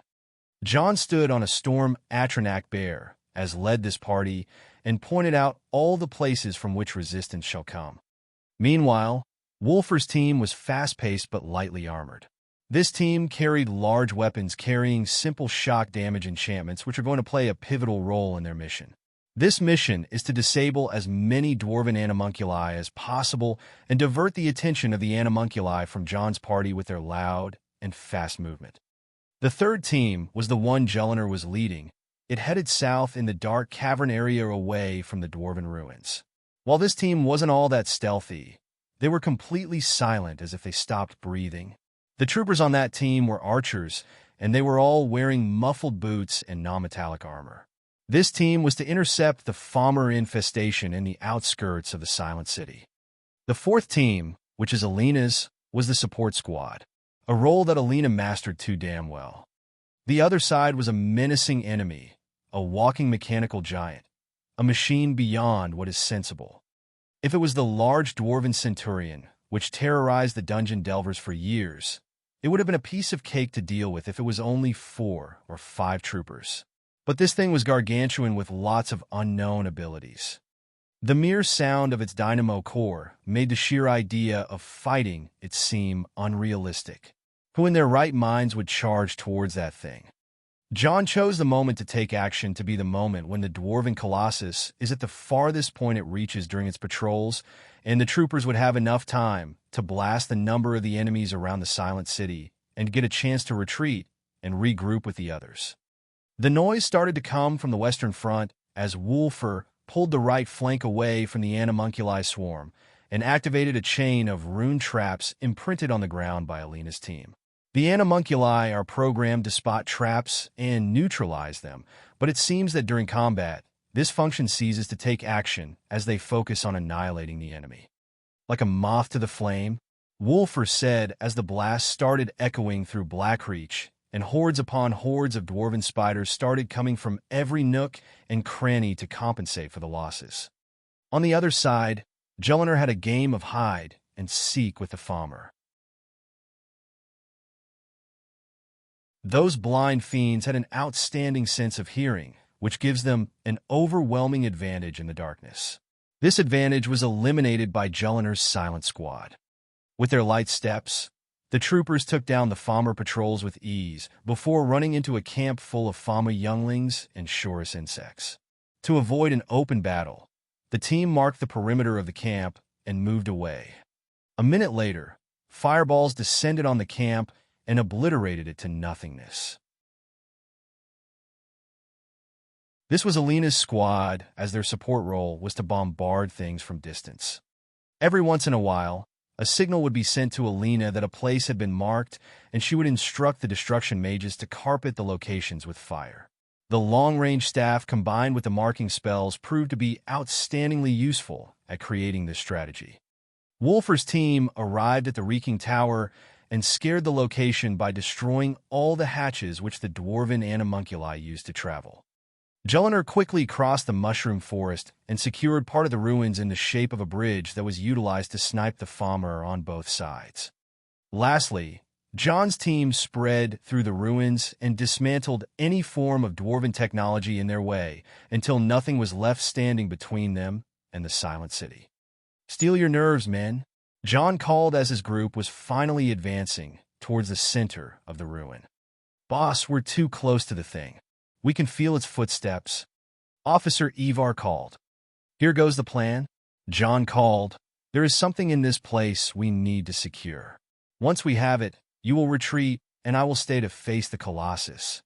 Initially, John spoke about something that he wanted to secure in the fort-like building in the middle of the ruins of the Silent City. He didn't go in depth about the nature of the subject, but to those men he made it feel like something important. As he said, there was indeed something important for him to secure. Any player who went to the central area of the Silent City under the great fake sun of Blackreach has once encountered them. "Trap formation," John called. Instantly, the troopers started to separate into an array of small square formations carrying their shields and patiently waiting. This formation is basically used against enemy cavalry in order to trap them and annihilate them with long pikes. However, this situation was not against cavalry, and the spears were ordered down. The only thing to be used was the shields and the shields alone. And here they came. Confused expressions appeared on the faces of the troopers as they saw what charged at them. People simple and normal people. They were mad, screaming, grunting, acting like the Falmer, and charging at the troopers with sticks and axes. Those are Falmer servants, what remains of those who are kidnapped by the Falmer and not eaten. Mindless, crazed folk. The trap formation worked as it should. The enemy would charge at the first line, but meet a heavy resistance with the unmovable shield wall. Once they think about entering the trap formation, which is inevitable in some cases, they would be met with chains and ropes. The Falmer servants screamed madly. Between them was a score of Nords, Imperials, Khajiit, Bosmer, and a lot of Dunmer. Their origins may vary, but the truth is that many adventurers fall to the Falmer, and many travelers who tend to camp beside the mountains get kidnapped at night. The tragic thing is that when the Falmer get too bold, they would get off their caves in winter and raid the villages they come across. A situation that happens around Dawnstar more than it should. There was no hope for the Falmer servants against the troopers. Without using any lethal force, the troopers started bashing the crazed folk with their shields and tightened the formation around those who charged between the array, chaining and tying them. But the second round was already there. "Incoming arrows! Raise your shields!" John called. Immediately after that, arrows started to flow down from the top of the ruin as the Falmer started to shoot them at the humans. Their plan was to send the servants in order to confuse the humans, then pick them off with arrows. Despite their blindness, the cunning Falmer were good at this kind of play, and their hearing substituted for their sight with an exceptional echolocation-like ability which Gluttony absorbed. "Alina."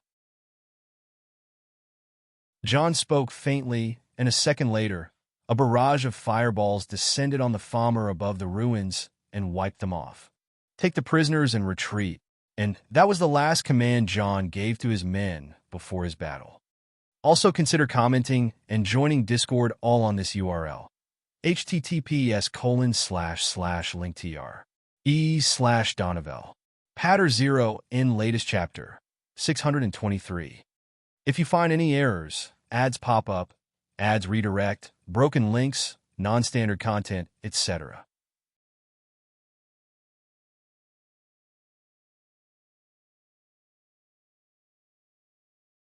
On top of that, the Colossus has a large hunchback that carries an array of weaponized mechanisms. Once the dwarven Colossus reached the perfect distance from John, it raised its left cannon arm, aimed it at his target, and ward! John hit the ground lightly with his staff. A surging outflow of flames akin to the breath of a dragon was let loose at John. Flame and magic clashed, and the flow of fire was split in two by the work of John's ward. Not so much as a single spark managed to get through his defense, and the ward's ripple was clear and still until the Colossus ended its greeting. "All right, my turn." John let go of his staff and joined his hands together, filling his palm with crackling electricity, which was shaped into a sphere that started to enlarge at a ridiculous pace before zap, getting released at the Colossus. The power and focus of the energy were so threatening that it took the light away as the spell struck, but the Colossus stood tall and took the spell like it was nothing. "Okay," John smiled wryly. "That seemed to have energized you." The Colossus moved, not John's ranting, but it took a large step towards John with the pure intent of stomping him down. The foot landed on the run, which oddly enough didn't crumble, but to the Colossus sensors, John's biometric signal wasn't in this direction anymore. Tink tink.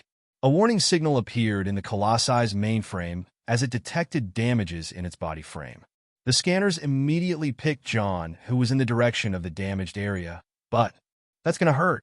A 7 feet and 6 inches tall armored man had 2 long chains coming from his arms and ending with 2 anchors at the side of the 45 feet tall Colossus. With just sheer physical power, the man pulled the construct down. Judging that the Colossus had one of its feet raised to stomp on the ruins, its entire balance became focused on one foot, which was bad news for the Colossus at the moment. The towering construct couldn't even balance itself as it crumbled down with a massive thud that sent shockwaves through the entire cavern system. And let's hope I didn't wake up a slumbering ancient evil. Yet, John said as he retracted the anchors and took enough distance from the fallen Colossus. Away from him, many of the troopers watched the first exchange happen in delight and were cheering for the massive win as they completely tied down the farmer servants they just extracted. Back to John, he switched to the halberd and walked towards the Colossus to do some digging, but suddenly, his vision was filled with red grim color as a pattern formed behind the dust. He could hear the sound of various contraptions working systematically, and in mere seconds, the temperature increased dramatically. Swoosh! Using spells like Accelerate and Haste, as well as his martial aura, John phased out from his place as missiles of fire magic started to descend above his head. Bang, bang, bang, bang, bang. Wherever he went was exploding with highly intense fire missiles, which leveled everything they landed on with the ground. The ruins and the corpses of the farmer lying around were turning to dust as the Colossus started to fix its body forward while keeping John on the run. As a reaction, John raised his staff and started shooting back fireballs at the same rate as the Colossus while surfing around with his speed and trying to kill the distance between him and the Colossus, but he was getting cornered fast. He utilized the boots of the Apostle a few times to break off tight situations, but he felt more maneuverable on his feet. With the Colossus now standing but only keeping distance and intending on blasting John from distance, John found it extremely time-consuming to exchange fire with this machine at this rate, since he seems to have been competing with it in its specialty. He retreated away from the last blast and changed his pose, holding his staff from its lower end with 2 hands and standing ready. The Colossus didn't change its attack pattern with John switching his, and kept sending fire missiles endlessly as if there was a rocket barrage launcher installed on its back, which was the case actually. With John taking this pose and not moving, the missile started to descend directly at him at an incredible speed and Ponk, ponk, ponk. John madly swung his staff around and hit every fire missile before it hit him. With the weird properties of pride, each fire missile was instantly redirected towards the Colossus. The physical capabilities of John were enough to do just this good, and the Colossus was hit badly with its own fire. For those who were watching, it felt odd how much John was preparing for this fight, and how easily he was handling it.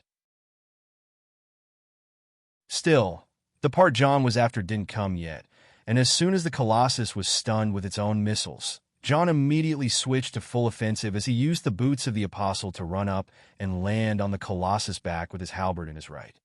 As a reaction to that, the Colossus stood tall and started trying to shake off John, who was effortlessly clinging to it and destroying certain areas on its back with the halberd. The incredible power of John's hits was making the supposedly indestructible Colossus burst and break. As soon as the back shell was cracked and opened, John discarded both his weapons and started to break in with his body inside the raging Colossus. What a mad lad! Wolfer couldn't help but exclaim before turning to Alina. All right, it is time, I guess. Alina nodded. Issue the signal, she said. Immediately, Wolfer took out a horn and blew its sound to echo across Blackreach. The sound was very powerful for a horn, but all the troopers standing near Wolfer could feel the vibrations of that sound disturbing their senses and could see the small pebbles on the ground bouncing with these vibrations. Vibrations of these levels were able to travel far and wide distances and be perceived by creatures that live underground. Famr, Shoruses, dwarven animunculi, and all that dwell deep in the hidden sections of Blackreach. This signal also meant that everyone must evacuate right away, as hordes upon hordes of the deep dwellers were just about to fill the silent city. But that wasn't the end of it all. The final invitation was still to be issued. After all, with all these guests arriving, there is bound to be a main guest. The dwarven Colossus was still struggling with the uninvited guest inside of its body, and since it had no inner defenses, it could only move around trying to shake this thing off. Inside its mainframe, many error signals were popping out everywhere, as there was no solution for the amount of damage it was receiving, and so it tried to overheat its core to expel. Crash! But whatever it tried to do, it was halted when the head of John's staff broke the red crystal of its dynamo core. With that, the dwarven Colossus is officially dead? Or is it? With the red light coming from its inner parts disappearing, the Colossus surely lost its power source, and its weapons lost their fire too, but somehow, it still kept its balance, and it was clearly standing with no energy. It was balancing itself, raising its arms slowly, trying its right hand's fingers one by one, then finally clenched its fist with full power, making sparks fly from the collision of metals. The red light of the dynamo core has indeed disappeared, but electricity started to replace its fire. Lighting ran through its heart. A new core emerged, power different from what it used to have powered its gears, and blue light came from within. It took a step forward. He's doing it, Wolfer exclaimed from afar. Look at the big fella. He's doing it. He goes. Even Alina felt excited. The dwarven Colossus staggered a few times before getting a grasp of walking again, and finally stood in the middle of the dwarven ruins under the fake sun of Blackreach. Slowly, its head was forced open like a hatch door. John walked out from it. He looked up to the fake sun, took off his mask, and took in a deep breath before. Fasaro da! The unrelenting force shout gathered the vital energy into the raw power that pushed through everything in its wake and struck the fake sun. Ding!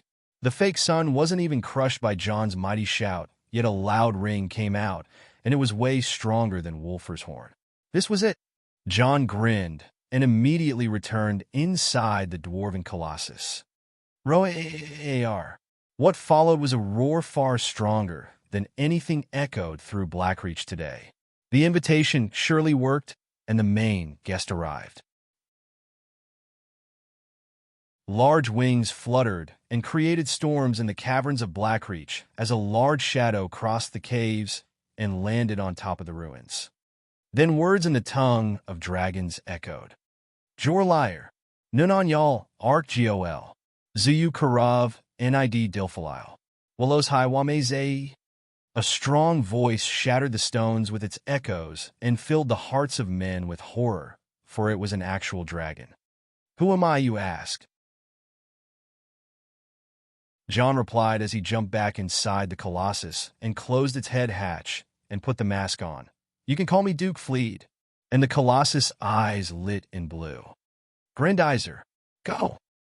Also consider commenting and joining Discord all on this URL. https://linktr.ee/Donovel. Join us on Patter 0N for extra 12 chapters.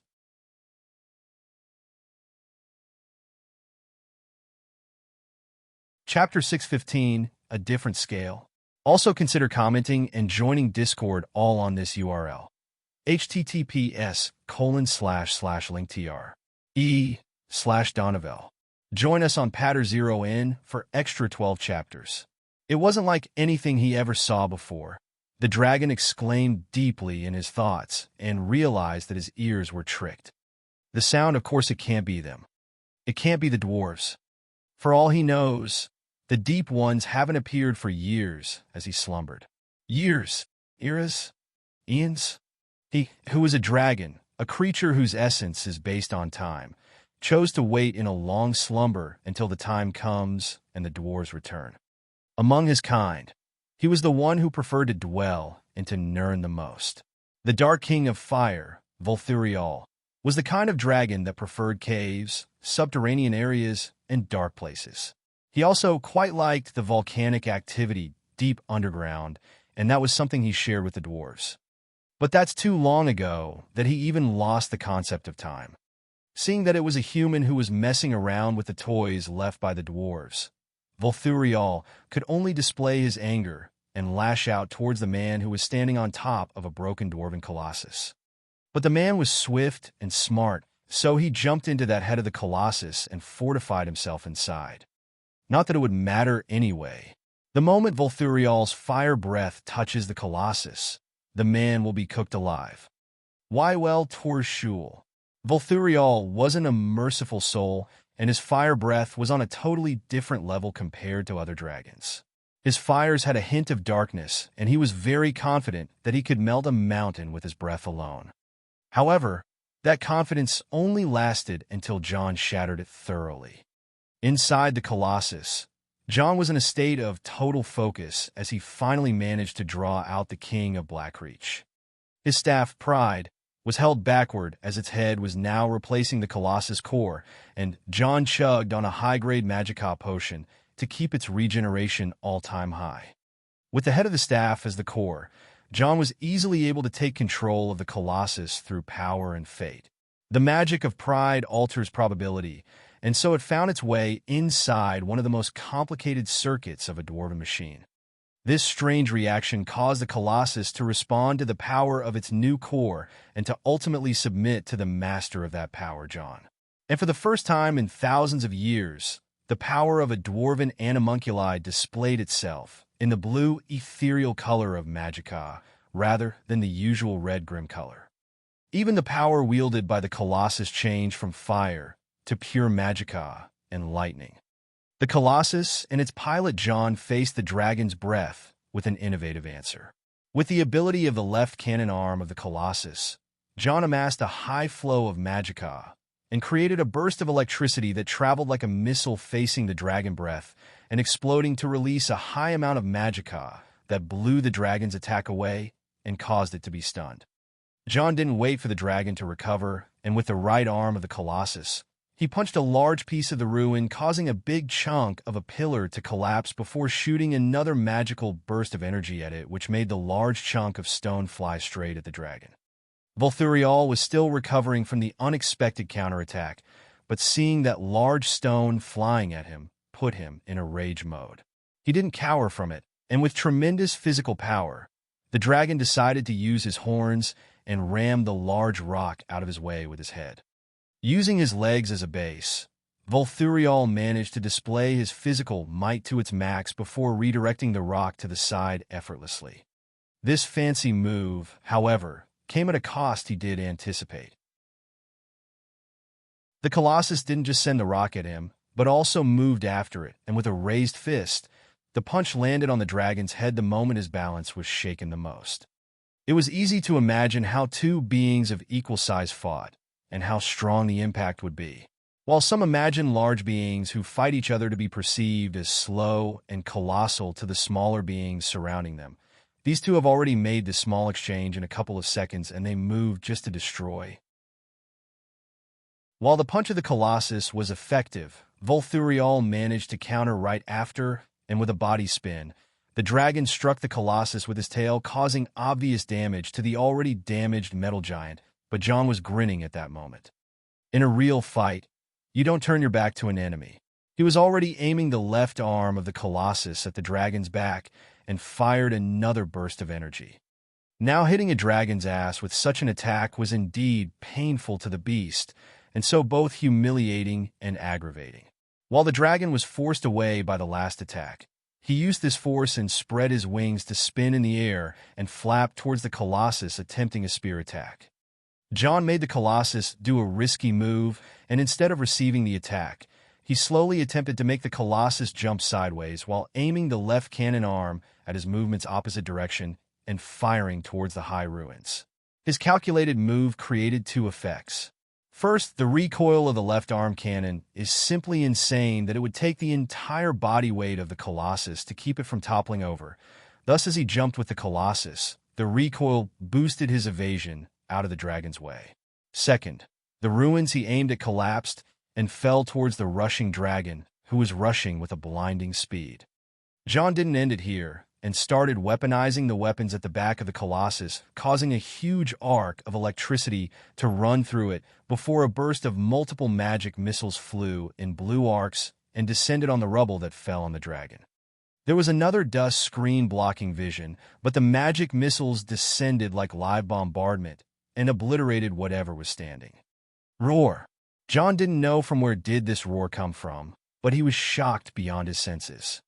He fought up to 9 dragons this year and killed 7 so far, but this one seemed on the level of Anakindrag, one of the 4 pillars of the dragon cult. With the vibrating power of this roar, John almost slipped up and lost control over the Colossus, and this was the opening Volthurial needed to put the head of the Colossus between his dark maws. John immediately found his face at the dragon's throat, and it was brightening up with fire. He was pinned and had no defense at this moment other than to abandon the Colossus, which he acquired after meticulous scheming. If it is one-on-one, John doubts greatly that he can take on such a lively dragon on his own. He needs the Colossus.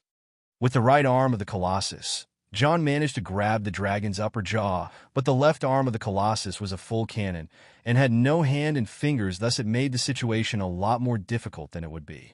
Even if he tried blasting Volthurial with the cannon at point blank, it would be impossible to even phase him in this state. The dragon seemed to have realized that John is relying on the Colossus to wear him down, and so he wanted to chase John out of it immediately. John had to make a bold move. He instantly kicked the head out, but the jaws of the dragon were still cracking on the other part surrounding the head, but that wasn't what John was after. He was right between the upper and the lower jaws of the fighting WRM. Why well Torshul. John immediately negated the fire breath of the dragon with a fire breath of his own.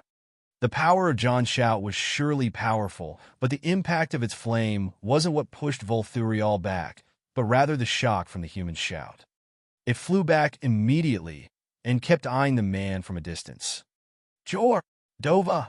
The two exchanged words for the first time, and to Volthurial in particular, this was one of the few words he directed to an actual mortal man in ages. The last he spoke to was a Dwemer from Blackreach, and it was a man he considered a rival no less. For such a dragon who has the word Thursday in his name, seeing a Jor, a mortal, in such light, or even speaking to one is beyond what they would ever do. Tin Vatman, hi in Dilfalil of Chronomar, Foslos hi. The dragon asked the human that wielded the machine of the dwarves what kind of a creature he is. Dovakian. And to that John replied with his identity. Dovakian? Dovahinzel Ganig wa Relamic Mill? Yet, Volthurial wondered if such a thing was really possible, or if it was a dragon that courted a human woman. The question which John found baffling even by his own baffling standards. If the dragon was living under a rock since the age of the first Dragonborn. Wait, that dragon was actually living under a rock all that time? Davgruz Nalyal. Tull. Hyanai, Karav Dovikianus? John said that by ancient tradition the dragons must greet one another with fire, but then he started mocking the dragon for not knowing what a Dragonborn is. Bormadur? The dragon replied, saying that it is the tyranny of the dragon Father Akatosh is that makes a Dragonborn. From the exchange of words, both John and Volthurial didn't seem to be working out a peaceful negotiation, but rather speaking to a foe they recognized to be dangerous. Jor, Hindukian Loslav. The dragon was no longer interested in exchanging words and raised his head to release a shout towards John. John cast telekinesis and raised the head of the Colossus back to cover the hatch. He stood and then returned to the core. He also smashed a number of grand soul gems on the core and directed their energy through the staff. Seeing that the dragon still had a lot to display, John realized he has to make some sacrifices if he is to bring down the king of Blackreach. Molnagar! Volthurial released a powerful burst of wrath energy that seemed to have put him in peak condition without effort through the dragon rage shout. On the other hand, John released his aura while controlling the Colossus. This caused the ethereal-colored energy of the Colossus to be corrupted by red and black as a hint of draconic might was mixed within. Two roars sounded from the two sides, and John switched the Colossus to release the short blades on the right arm. While short, these blades were covered by John's aura, which shaped the aura to be shaped into an even longer blade. Sir Liar!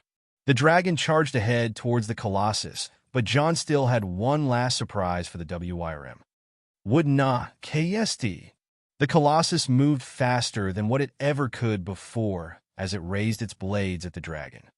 That night, earth tremors were felt, shaking the entirety of Winterhold. When I start writing in Dovizil, autocorrect goes BRRR. Also consider commenting and joining Discord all on this URL. https://linktr.e/Donovel. Join us on Patter 0N for extra 12 chapters.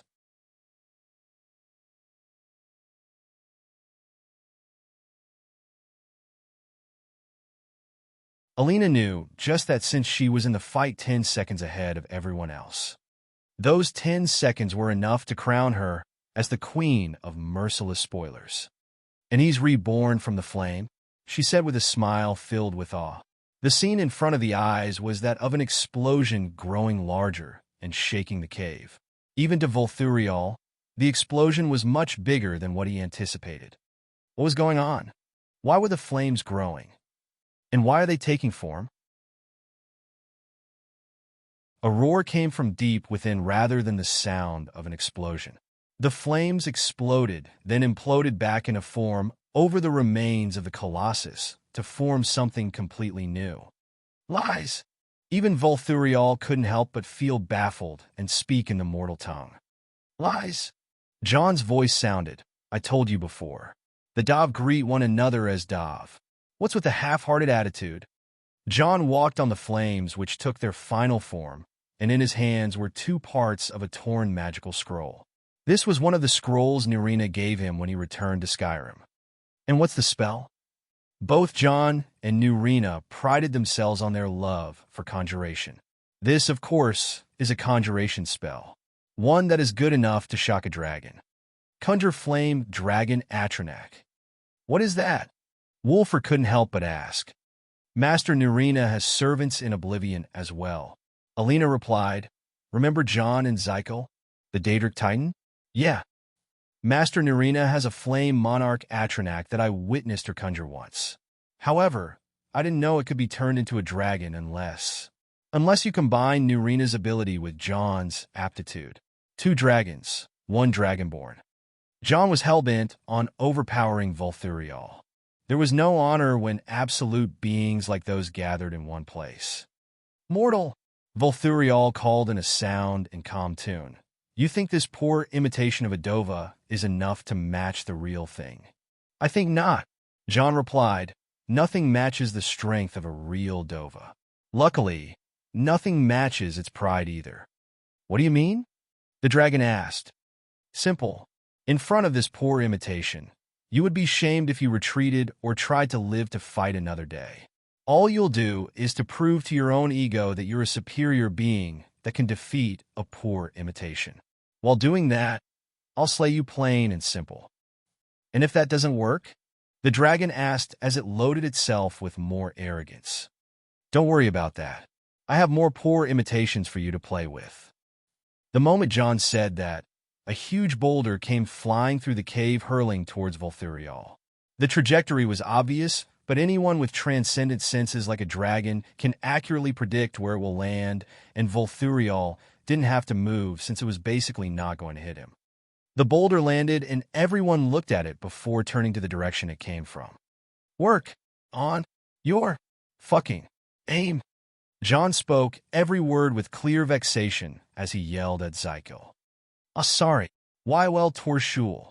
Volthurial couldn't stay put any longer with the number of his enemies increasing that much and launched a fire breath at John. The flame dragon Atronak effortlessly rose to air and gracefully blocked the fire breath with its body without taking an ounce of damage. A flame Atronak is simply immune to fire after all. That aside, the appearance of the flame dragon Atronak was graceful beyond sense. With the normal flame Atronak looking very elegant by default, the flame monarch has a higher sense of elegance which reflects on any shape it takes. That's why this elemental Daedra was popular among conjurers. The two renowned horns of the flame Atronak blended well with the dragon head that lacked the upper half of its features as it was enshrouded in flames. All its wings were made of fire, and the stone exoskeleton was so sinister, which gave it a lifelike association to the dragons. But that, of course, is not the real thing at all. The power of a monarch Atronak is nothing to laugh at any day of the week, but even the average Joe among dragons can pack a heavier punch. This flame dragon monarch, on the other hand, had a different purpose in this fight. No matter how many times Volthurial attempted to attack with fire breath, it had zero effect on the flame Atronak dragon. It was also faster than Volthurial, who is injured and can't fly properly. With Zykel throwing rocks from every angle, the situation of Volthurial became frustrating beyond anything it has ever experienced. Just where is he? Where is the human that is controlling this battle? If Volthurial can just get his fangs on him, he would grind that human to nothingness and wouldn't have to fight against those absurd things. Would not, KSD. Volthurial had to make up for his lack of speed with his shouts, so he moved away, but the vexing Atronak dragon was on his tail, using its mouth to breathe out fire in mockery of the real dragons. Thrall von Kren. Jump, soar break. To catch the Atronak, Volthurial used the leaping shout, which is mostly used by humans to make up for his injured wing, but just as he was about to bite the Atronak, John showed up and rammed the leaping dragon with his body midair, which forcefully stopped him. The Atronak dragon then waved with his wings and created storms of flames that engulfed Volthurial with pain, which allowed John to escape to wherever he was hiding. Vic! The dragon didn't shout, but rather cuss it out loud when John vanished, but he intercepted a rock falling towards his head at that time, so he rammed it away and spat out a fireball by a shout. Where the attack landed was on Zykel, but the Daedric Titan was so resistant to fire that it walked out unscathed and found another rock to throw back at the dragon. Volthurial couldn't bear it and waved his tail at a stone pillar to hurl it towards Zykel, but it was suddenly hit on the head by a large cat's paw. He immediately retreated and tried to counter the last attack, but John showed up behind him and used telekinesis to send back the pillar towards the dragon. The dragon wanted to rush at John, but the flame dragon Atronak landed on its back and tried to dig its claws and fangs in the back of Volthurial. John disappeared, and the dragon tried to ward off the Atronak, but Zykel showed up from the side and started to bite the dragon's wing. Fasaro da! Volthurial was only able to use the unrelenting force in order to push away the Atronak dragon for a second and use brute force to ward off Zykel, but the large cat showed up again and kicked his face before disappearing. Volthurial wanted to focus on one enemy, but as it chased off the weakest visible target, Zykel, his good wing was suddenly torn vertically. Screech!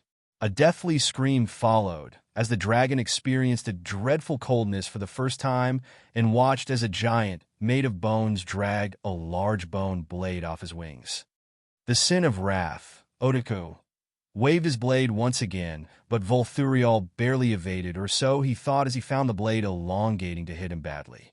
Phase 2 of the plan to bring him down was not just obvious, but clearly working and taking an obvious effect. The first phase of the plan was to wear him down with the Dwarven Colossus and its absurd defense. The second phase was to use the fact that he was drained to completely smash him down. Then the third phase is obvious, and it is where John is hiding. Patum, patum, patum, patum. The exceptional senses of the dragon could pick up a strong heartbeat coming from a place that is veiled beyond vision. John was ready to strike, but he was nowhere to be seen. Only his tonal resonance was clear, and his killing intent was sharp and focused. A hunter, a true hunter. The hunter and his hounds were playing the large beast with both cunning and skill that there was no point in resisting. But a cornered beast is still dangerous.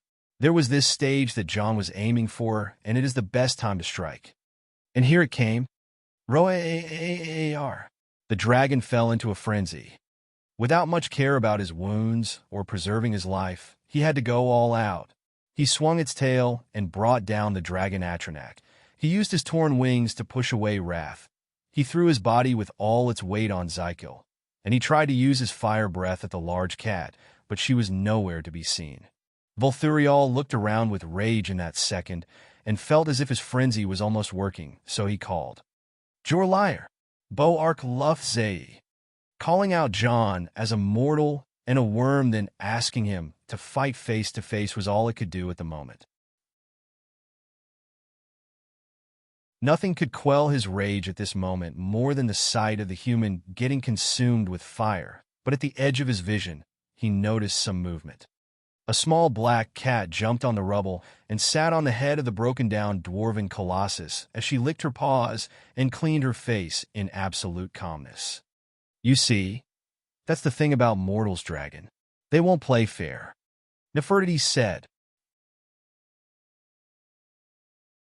Seeing that this cat-like creature was talking, the dragon became positive that she is related to the large cat that attacked him with the other beasts, and fire started to brighten up from behind his fangs as he gave a death glare towards the cat, but swoosh slash, tink, drop.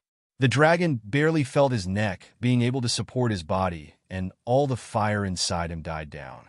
The rage felt his head and lingered, but it all went cold, so cold it couldn't even believe he experienced coldness this way. Cold as if time itself stopped. The lingering vision of the remnant of his soul only saw the cat jumping down and coming nearer and nearer. "Told you," she said, then she was lifted up by two hands. The dragon then felt nothing and was no more. Also consider commenting and joining Discord all on this URL. https://linktr.ee/Donovel. Join us on Patter 0 for extra 12 chapters.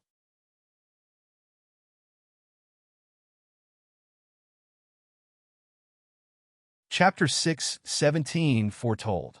Also consider commenting and joining Discord all on this URL. https://linktr.ee/Donovel. Join us on Patter 0 for extra 12 chapters. The last strike cost John a lot of power that he almost felt his innards revolting against him. If not for the dragon's soul flowing from the dead body of Volthurial to John, he would at least need 5 days of hibernation to regain his stamina. As he held Nefertiti in his arms, he looked around him and whistled. A minute later, the sound of footsteps started to surround him as the place was getting invaded by dare troopers. "The cleanup shall be handled by the sergeants. I want a band of warriors to clear the way to the southern location of this cavern. I also want the scouts to find the passages that lead to the other parts of Blackreach." According to historians, these caves extend all around Skyrim's holds, not just the north. Be on your guard since we don't know what is outside the space of the lost city of Blackreach. As John delegated his commands to the officers of his troopers who started taking action, he was in a state where he needed rest more than anything, but he was too close to rest now. "Let's go." He spoke faintly and started walking as he leaned against his polearm. "You all right?" Alina walked to him and asked. "Hardly, but I can feel it now that we have come this far." He replied with a wide smile. "All right, let's go."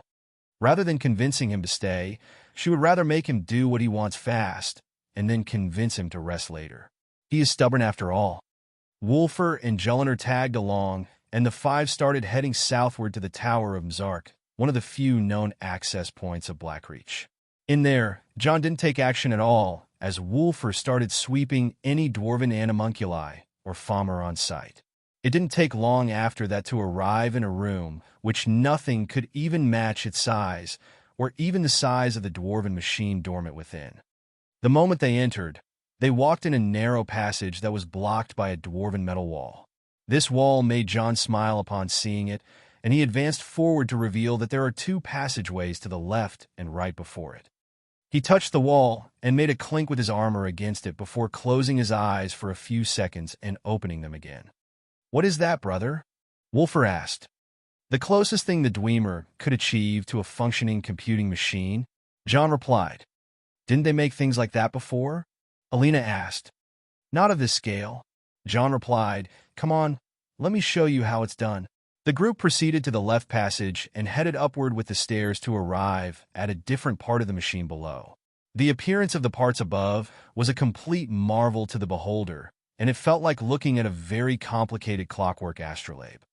"Welcome to the oculary," John stated as he walked ahead on his own. The machine was indeed massive and a stationary machine that has a certain function. The oculary of Mzark is used to store and contain some of the most powerful artifacts the dwarves came by. "So, how many treasures does this one hold?" Jelliner asked. "I have no idea," John replied while thinking as he looked up at the ceiling. The ceiling was part of the oculary, which was designed to show segments of the celestial bodies spread around Mundus. These segments were circles made of dwarven metal and etherium, and it was connected to an array of hidden circuits that goes around the heart of the mountains above the caves of Blackreach. Each of these circles is a celestial body. What we need to do is to align them with the current locations of their corresponding real versions before advancing to the next stage, John said, and found a control panel on a high enough platform. "First, we insert the lexicon here," he said. "This lexicon is a key to get a certain item from the oculary. If you want a different item, find its corresponding lexicon." The other four looked at him with interest as he inserted the lexicon on its socket. Strange sounds were heard afterward from the socket, and the lexicon was trapped in it. Parts of the lexicon started to open up in response to the socket, and blue active etherium was seen within it. "Look at all that etherium," Wulfr exclaimed. "It is one of the few materials that no mortal has access to aside from the dwarves," John said. "It is just unknowable how to refine it, let alone exploit it with a method that is not dwarven," Wulfr said in vexation. "Good. Now that's something to keep you busy," John replied, and then turned to Alina. "Where are the celestial bodies at the moment?" he asked. Alina looked upward, and her eyes turned to glow before waiting for a few minutes and calculating something in her mind. "We're in the season of the thief, so Akatosh should be in this direction, Mara in that one, and the moon's in this way," she said. John started to press the buttons of the oculary control panel, the ones on the left, up to 4 times before accurately relocating all the celestial bodies to their corresponding locations. Once that happened, all the celestial bodies started to shed light on the oculary. John moved to the other side of the panel as a third button emerged, and he pressed it twice, which caused various arms of the oculary to move around while carrying some etherium lens that redirected the beams on the lower body of the oculary. After that, a fourth button emerged. "Now, the moment of truth," John said, and pressed the fourth button. It was then when one last oculary arm descended from the centermost part of the ceiling, carrying a large case of etherium, which came down to eye level and opened up for an item to emerge inside it. No way. Almost everyone in the room couldn't believe what they saw, except John. They were all promised a surprise, but John wasn't the one to spoil a good surprise. He walked down to the oculary and grabbed the item from within the Ethereum case, offering it to his crew. Ladies, I offer you the second of the 3 items I was prophesied to hold. John said, the Elder Scroll of the Dragon. Falkreath, 28th of Evening Star, 201 4E. It has been quiet for almost 2 months now, and the new year is about to come. Sarana Fokihar was now a member of the Dark Brotherhood and spent a lot of time assimilating into the new life of an assassin. In a way, it was a better distraction than most now that she was independent of both her father and John, or not too independent from John since he was the one who set her here. Still, she felt independent for the first time in a long while. Sarana, Babette, I want the 2 of you to be very careful when taking contracts, especially these days. Those crazed vampire hunters of the Dawn Guard seem to have taken the blessing of all the Jarls in order to operate freely after the fall of the vigilantes of Stender. Nazir, the quartermaster of the Sanctuary of Falkreath, said as he laid down the new contracts on the table. All the holds? Even Winterhold? Asked Sarana as she started going through the contracts. If it is Winterhold, it is a place where we can hardly pick anything, Babette said. The situation there can get extremely dire if one of us was caught even patrolling their borders. Why is that? Sarana asked. Let's just say we have a case of bad blood with the Dare people. Nazir replied. You mean John Dare? I've heard of him, Sarana said as she showed interest. Yes, he's a bold one. Before he became the famous Thane of Winterhold, he was a participant in the High King's tournament about 6 years ago. We took a contract on his head, and let's just say it ended in a disaster. How so? Just don't tell Viezra that I told you this, but we lost 2 young recruits, and even the employer who was the son of Maven Blackbriar all to the hands of bloody John Dare. To make things worse, he was also a member of the Thieves' Guild, and we almost smoked one of their operatives. It took us a year to recover from the damage we took that night. Nazir said, It seems he's a sworn enemy to you guys. Sarana smiled. Just don't think about going after him. Not just yet anyway. Babette said. Sarana wasn't interested in knowing more, but this is the first time she managed to know anything about John Dare that is not related to vampirism and blood. He is someone who knows how to awaken her, and on top of that, his blood can cause a sugar rush sensation and a strong intoxication. To normal vampires, his blood would act as a parasite that can control them. This is the most ridiculous ability a vampire can ever face. But aside from controlling greed, having the gall to go against both her father and his patron Molagbal, as well as dragons and such, John as a person was a mystery to Sarana. That's why she would gather intel about him whenever she's out on a contract. Speaking of which, she was already taking her share of the contracts and about to see what to do until she and the others heard an argument from the main hall. Until there is a listener, my word is the final say. I don't know what kind of nonsense you've been feeding the others, clown, but until you get your listener, no one here is listening to you. Astrid's voice was heard loud and clear across the sanctuary. Looks like she's giving the clown an earful again, Nazir said as he smiled slyly ear to ear. Did you tell her anything? Babette asked. Nothing she wouldn't believe. Nazir almost laughed, but he just sat back and immersed himself in Astrid's tantrum. He seemed to be the one pulling the strings behind the Brotherhood after all. Sarana was quick to take note of that since evil little societies like the Dark Brotherhood and Castle Fokihar were always following the same route of politics. Astrid seemed to have been told that Cicero was trying to convince some of the assassins to revert back to the old ways of the Dark Brotherhood and search for a listener to lead the Brotherhood. The act which is a defiance to the current leader of the Brotherhood, Astrid.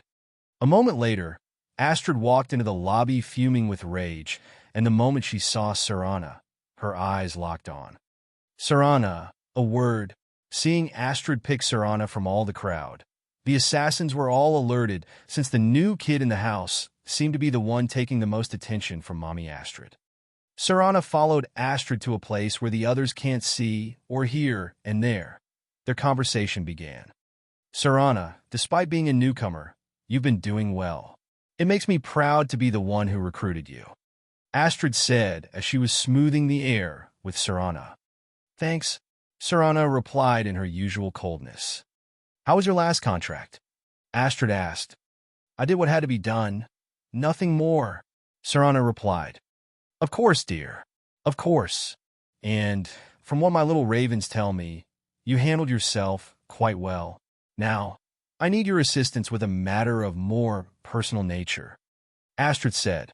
Is something wrong? As you know, winter is about to end, and we'll all be busy with our New Year's contracts, but a house divided cannot stand. Sarana initiated her talk and continued. It's Cicero.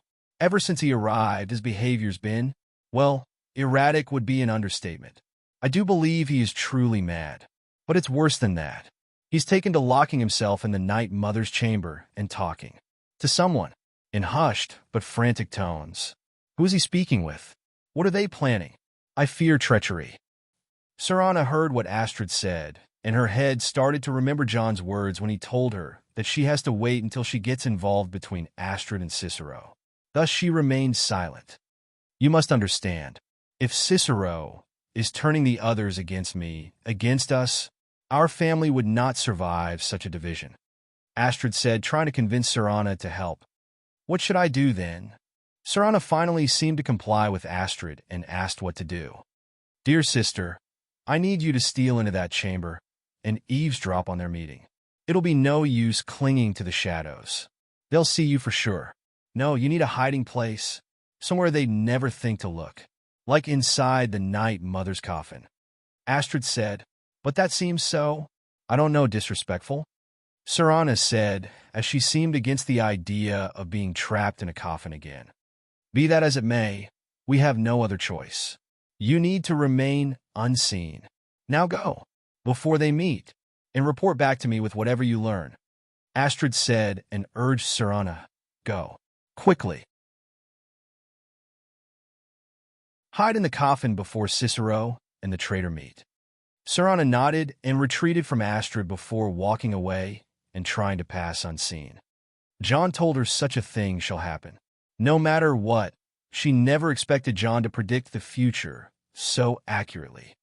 Moreover, he passed her an item that he told her that it is vital to use when the time comes. From her pocket, Sarana took out a small glass tube that was sealed from its two ends by fire. The only way to open this thing is to break the glass, and Sarana did it so quietly that no one would even hear it. But what she didn't expect was inside the tube. The thing that tormented her for so long was just there staring at her. It was a piece of flesh, red and bloodless, yet alive and moving as if it was a creature of its own. This piece of living flesh suddenly started to get agitated and move from the inside out, revealing an eye on its body, a very healthy and responsive eye that looked at Sarana right away and recognized her. What is going on? Sarana recognized that this piece of flesh is actually a part of gluttony that John seemed to have passed on her for a reason that she... But before she could even attempt to read her situation, the piece of flesh jumped from her palm straight to her face and immediately penetrated her eye socket. Sarana freaked out and held her face, but she was no longer able to find any trace of gluttony. Nothing felt as horrible as the feeling she just went through, and now she felt terrified that gluttony is back in her system. What she failed to notice, however, is that her left eye was as its usual vampiric yellow, but her right eye was a completely different story. It was clear blue like the sky, the same color as John's eyes. Also consider commenting and joining Discord all on this URL.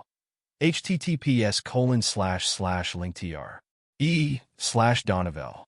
Join us on Patter 0N for extra 12 chapters.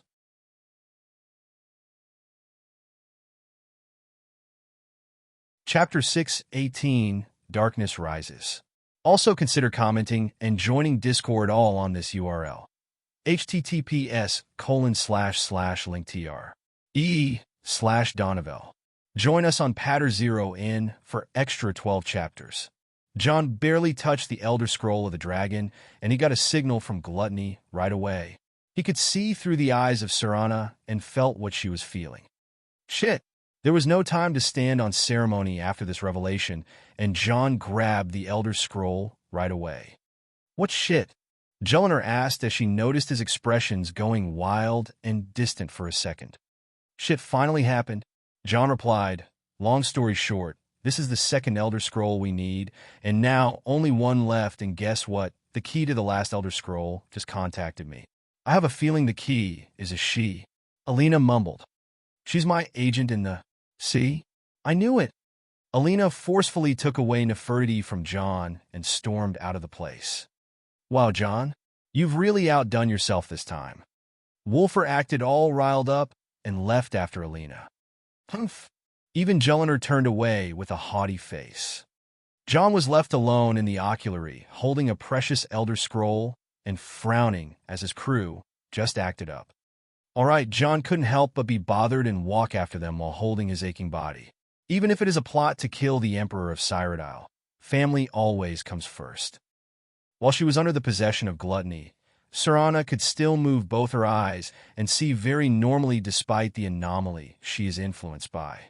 She surely wanted to hear an explanation from John on why he would bring a piece of gluttony, the blood parasite that tormented her once in the past, and plant it back in her again. Still, she was in no position to make demands at the moment and had to do what Astrid wanted from her. Find out who Cicero is conspiring within the chamber of the Night Mother and report to Astrid. Easier said than done, Serana thought. Sneaking into the chamber of the Night Mother was easy, but once Serana opened the coffin, she was greeted with the sight of the decaying mummified corpse of the Night Mother. Sharing a coffin with a mummy is nothing Serana would mind, but walking into a coffin once again is just traumatizing for the young vampire. No need to dawdle longer than this, she thought. She had to simply step in and close the coffin. The rest is easy for a vampire. A minute later, footsteps were heard, and a single person walked into the chamber. Serana was naturally sharp, but despite this, she didn't sense anyone except a single person walking in, and judging by the crazy mumbling and the muffled laughter, it was the mad clown Cicero. Are we alone? Cicero spoke those words which caused Serana to question her senses as the clown continued. Yes, alone. Sweet solitude. No one will hear us, disturb us. Everything is going according to plan. Cicero kept whispering, but Serana couldn't help but think that this guy was talking to himself at this point. The others, I've spoken to them, and they're coming around, I know it. The wizard, Festus Crex, perhaps even the Argonian, and the Unchild. Cicero then kept telling whoever he's speaking to about those he's trying to recruit into the team of the old ways. What about you? Have you spoken to anyone? No, of course not. I do the talking, the stalking, the seeing and saying. And what do you do? Nothing. Not that I'm angry. No, never. Cicero understands. Cicero said and continued, Cicero always understands and obeys. You'll talk when you're ready, won't you? Won't you? At this point, Serana suspected someone to reply, but the clown's next words spooked the undead ghost out of her. Sweet Night Mother. Turns out the clown was talking about the dead body in the coffin all along, but once Serana turned to see the Night Mother, her whole being was frozen. The Night Mother. The corpse with a dangling head, it moved a little. Its eyes emitted red, and throbbing pain came through Serana's mind as her I was almost about to burst. Poor Cicero. Dear Cicero. Such a humble servant. But he will never hear my voice, for he is not the listener. Oh. That voice shook Serana to her core. She never expected to be trapped with this kind of monstrosity in a coffin. The scarier was what Cicero replied with. Oh, but how can I defend you? How can I exert your will, if you will not speak to anyone? Cicero said, as if he replied to the voice that rang in Serana's head. Oh, but I will speak. I will speak to you, for you are the one. Yes, you. You, who listens, who sent one of my kind into my coffin, who spies through the veil with a fragment of his fragment. Sithis blessed his advocate. I will give you this task. Serana couldn't believe what the corpse of the Night Mother was whispering through her.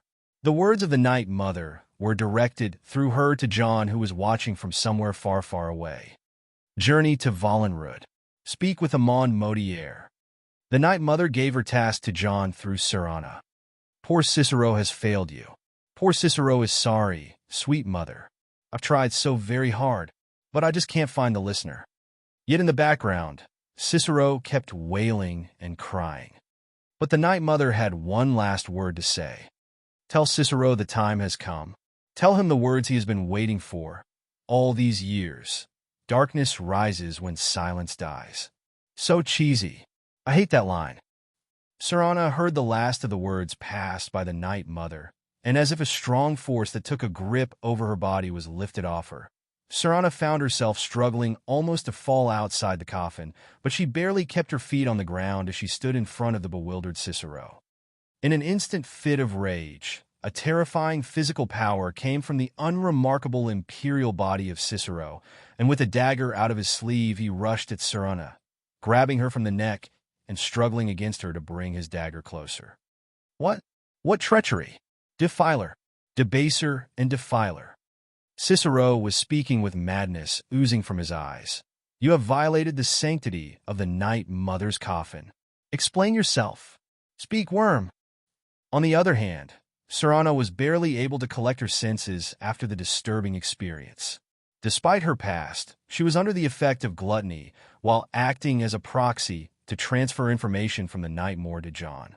This almost felt like hell when her right eye and ear were completely overtaken that way. Move!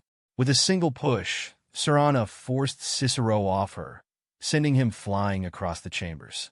The clown hit the other wall and groaned from the pain before trying to pick himself up and go after Serana, who had already left the room. Serana rushed out to the main hall of the hideout under the eyes of many assassins, including Arnjorn and Astrid. Once Astrid saw Serana, she felt uneasy as the expressions of the former weren't right. A moment later, Cicero came after Serana holding a knife and madly shouting, "Defiler," and violating Mother's resting bed. Astrid would take this as an opportunity to strike down Cicero where he stands and accuse him of assaulting a fellow assassin. However, it was Serana's action that caused her, along with everyone else, to just stop and watch. Serana rushed to the forge of Arnjorn on the wall of the cave and held one of his tools before standing over the fire. Hey, put that down. Angrily, Arnjorn was about to step up and take his tool away from Serana aggressively, but Astrid stopped him. The tool in Serana's hand was something like a nose pliers, a thin, pointed, long pliers. Serana didn't seem like thinking as she instantly jammed it into her right ear. Whoa! What the? God! Everyone in the cave reacted to what Serana did to herself, but she kept squeezing and squeezing until she started bleeding like mad. A moment later, she pulled out, and something at the end of the pliers was struggling and wiggling, not intending to come out. With a screaming struggle, Serana pulled the gluttony fragment by the pliers and immediately dipped it into the fire of the forge. She then crumbled down on her knees and slowly rested her back on the wall. The scene was shocking, but Astrid was fast to pick things up.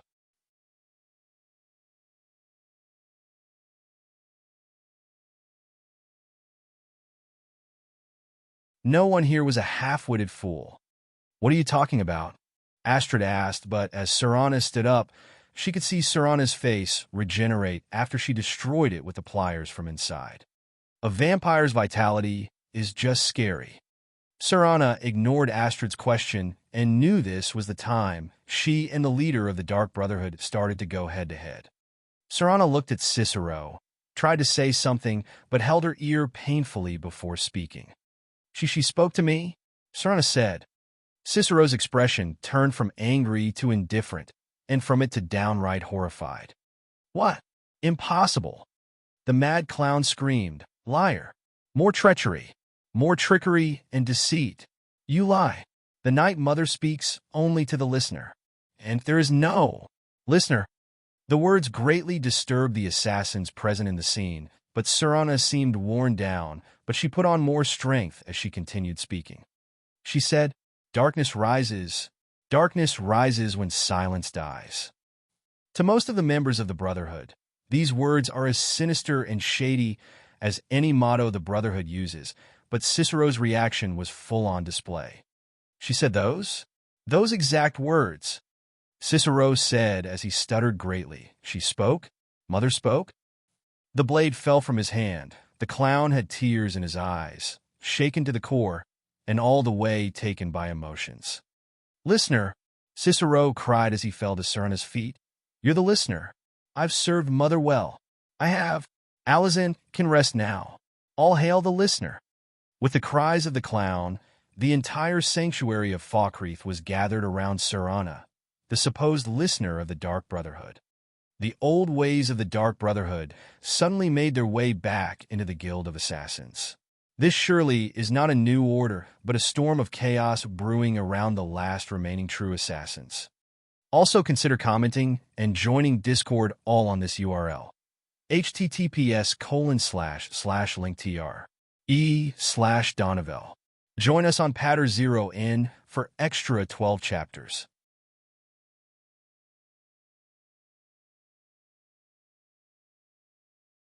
Chapter 619, The Contract of the Century.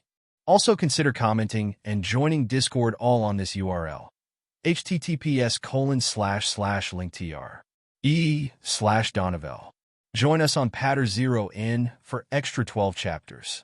Astrid sat at the head of the table, where she always does, and her silence was reaching all the way to her very thoughts. Even so, everyone in her surroundings was noisily arguing. She was simply too lost in her thoughts to care about the others at this moment. She recapped the situation a few more times in her head. Serana is the newest assassin she recruited, an excellent one with a dark past and a heavy sadness. For a vampire, Serana is gentle and passive, almost like a doll, a highly luxurious doll that is made of the best materials on the land. This girl, who was thought to be a random vampire, made a 300-years-old vampire like Babette act meekly around her, as if they were two different beings. Even in her feeding habits, Serana acted more like a noble vampire rather than being as messy as Babette. Almost magically elegant. One bite, and the blood of her victims would withdraw gently from their bodies and just die. Astrid was still processing the situation she's in. Long ago, they became the only surviving offshoot of the death cult of the Dark Brotherhood, and they lost a lot of their power and connections outside Skyrim. Astrid kept the wheel going and increased the number of assassins, which allowed this sanctuary to survive. After the death of Alazan Derp, there was no listening for almost 15 years, and Astrid knew just the way to operate this sanctuary, and so she devised a new system. Herself, as well as Nazir, would roam Skyrim undercover and look for those who were looking for the Dark Brotherhood.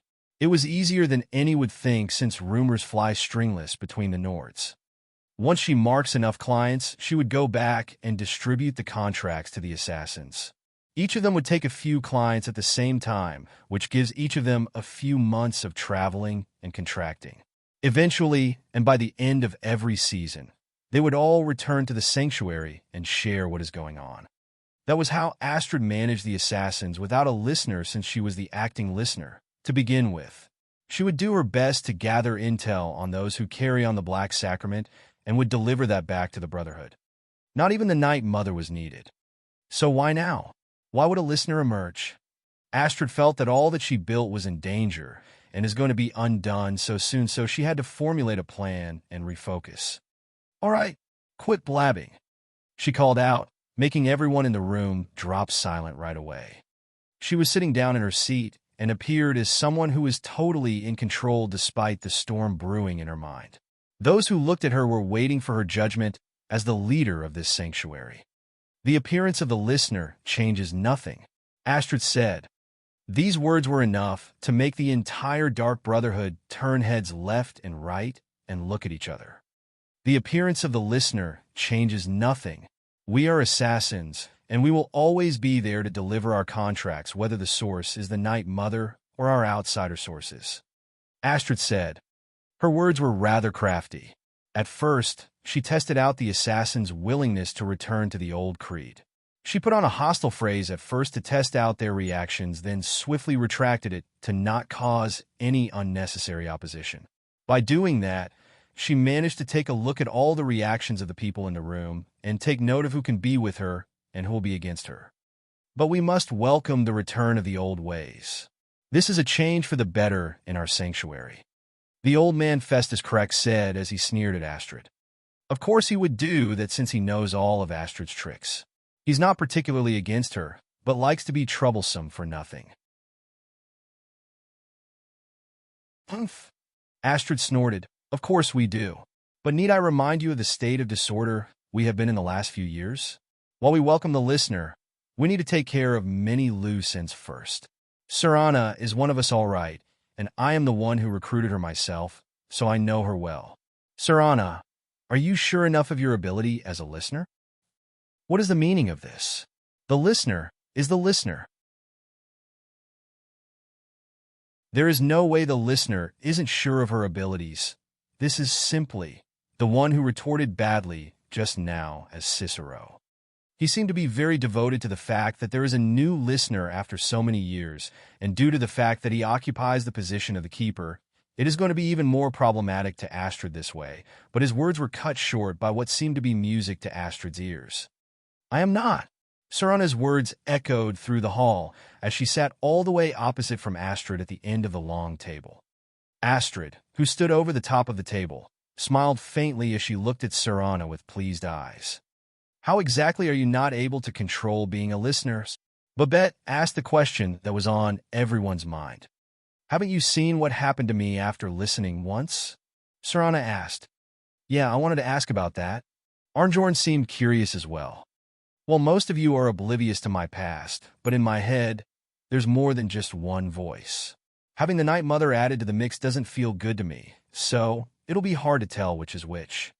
Serana replied. Her words caused a state of unrest all of a sudden. Astrid was very pleased with what she heard and sat back in her seat, which she guaranteed as the leader of this sanctuary. I promise to offer all the aid that the listener needs during her mission as the listener of the Dark Brotherhood. Astrid spoke. With the difficulties facing her, we are all bound to do the same. I think we all agree on that. Her words were still effective in her sanctuary. All the assassins showed respect and complied with Astrid without a hint of disagreement. After all, the supposed listener Serana isn't doing great and seems to be hearing more than just the Night Mother. This is problematic, since no one wanted to get between a force such as the Night Mother and her listener. No one except Astrid. Listener Cicero approached Serana with a mournful face as he seemed disappointed over the fact that the listener he finally found isn't doing well and wanted to encourage her with words, but he found her look even more tranquil. It's all right, Cicero. Serana replied. I am sorry to disappoint you. No, Lady Serana, my good lady. I'm just trying to say you need to be careful and try your best, Cicero said, and walked away back to the chamber of the Night Mother. Nice act you did there. Astrid approached Serana as she leaned against the large table resting her, but on. It wasn't an act, Serana replied, taking a careful distance and avoiding eye contact. Truly? Astrid said, it is funny how you are called the listener, and we're still supposed to listen to you. I am not interested in such a thing, Serana said. I've said what you wanted me to say. I understand that you are pleased now. I am. You made me quite happy, girl. Nothing's more important than our family being on the same page.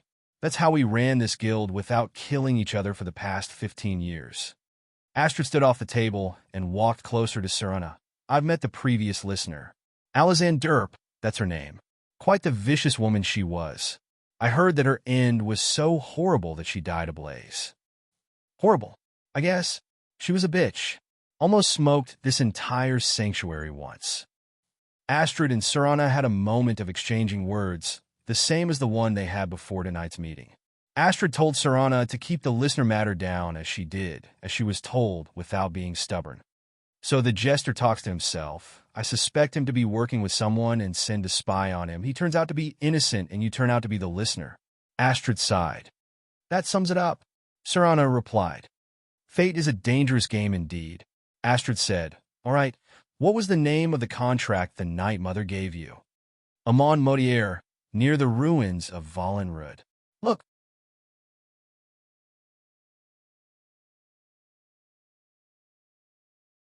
You've made your mind faster than I thought, Serana said. Did I?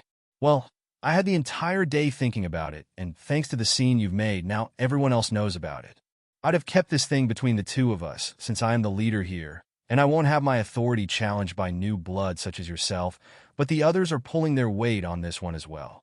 I don't know what you're walking into, but be careful of what you bring in your heels, Serana.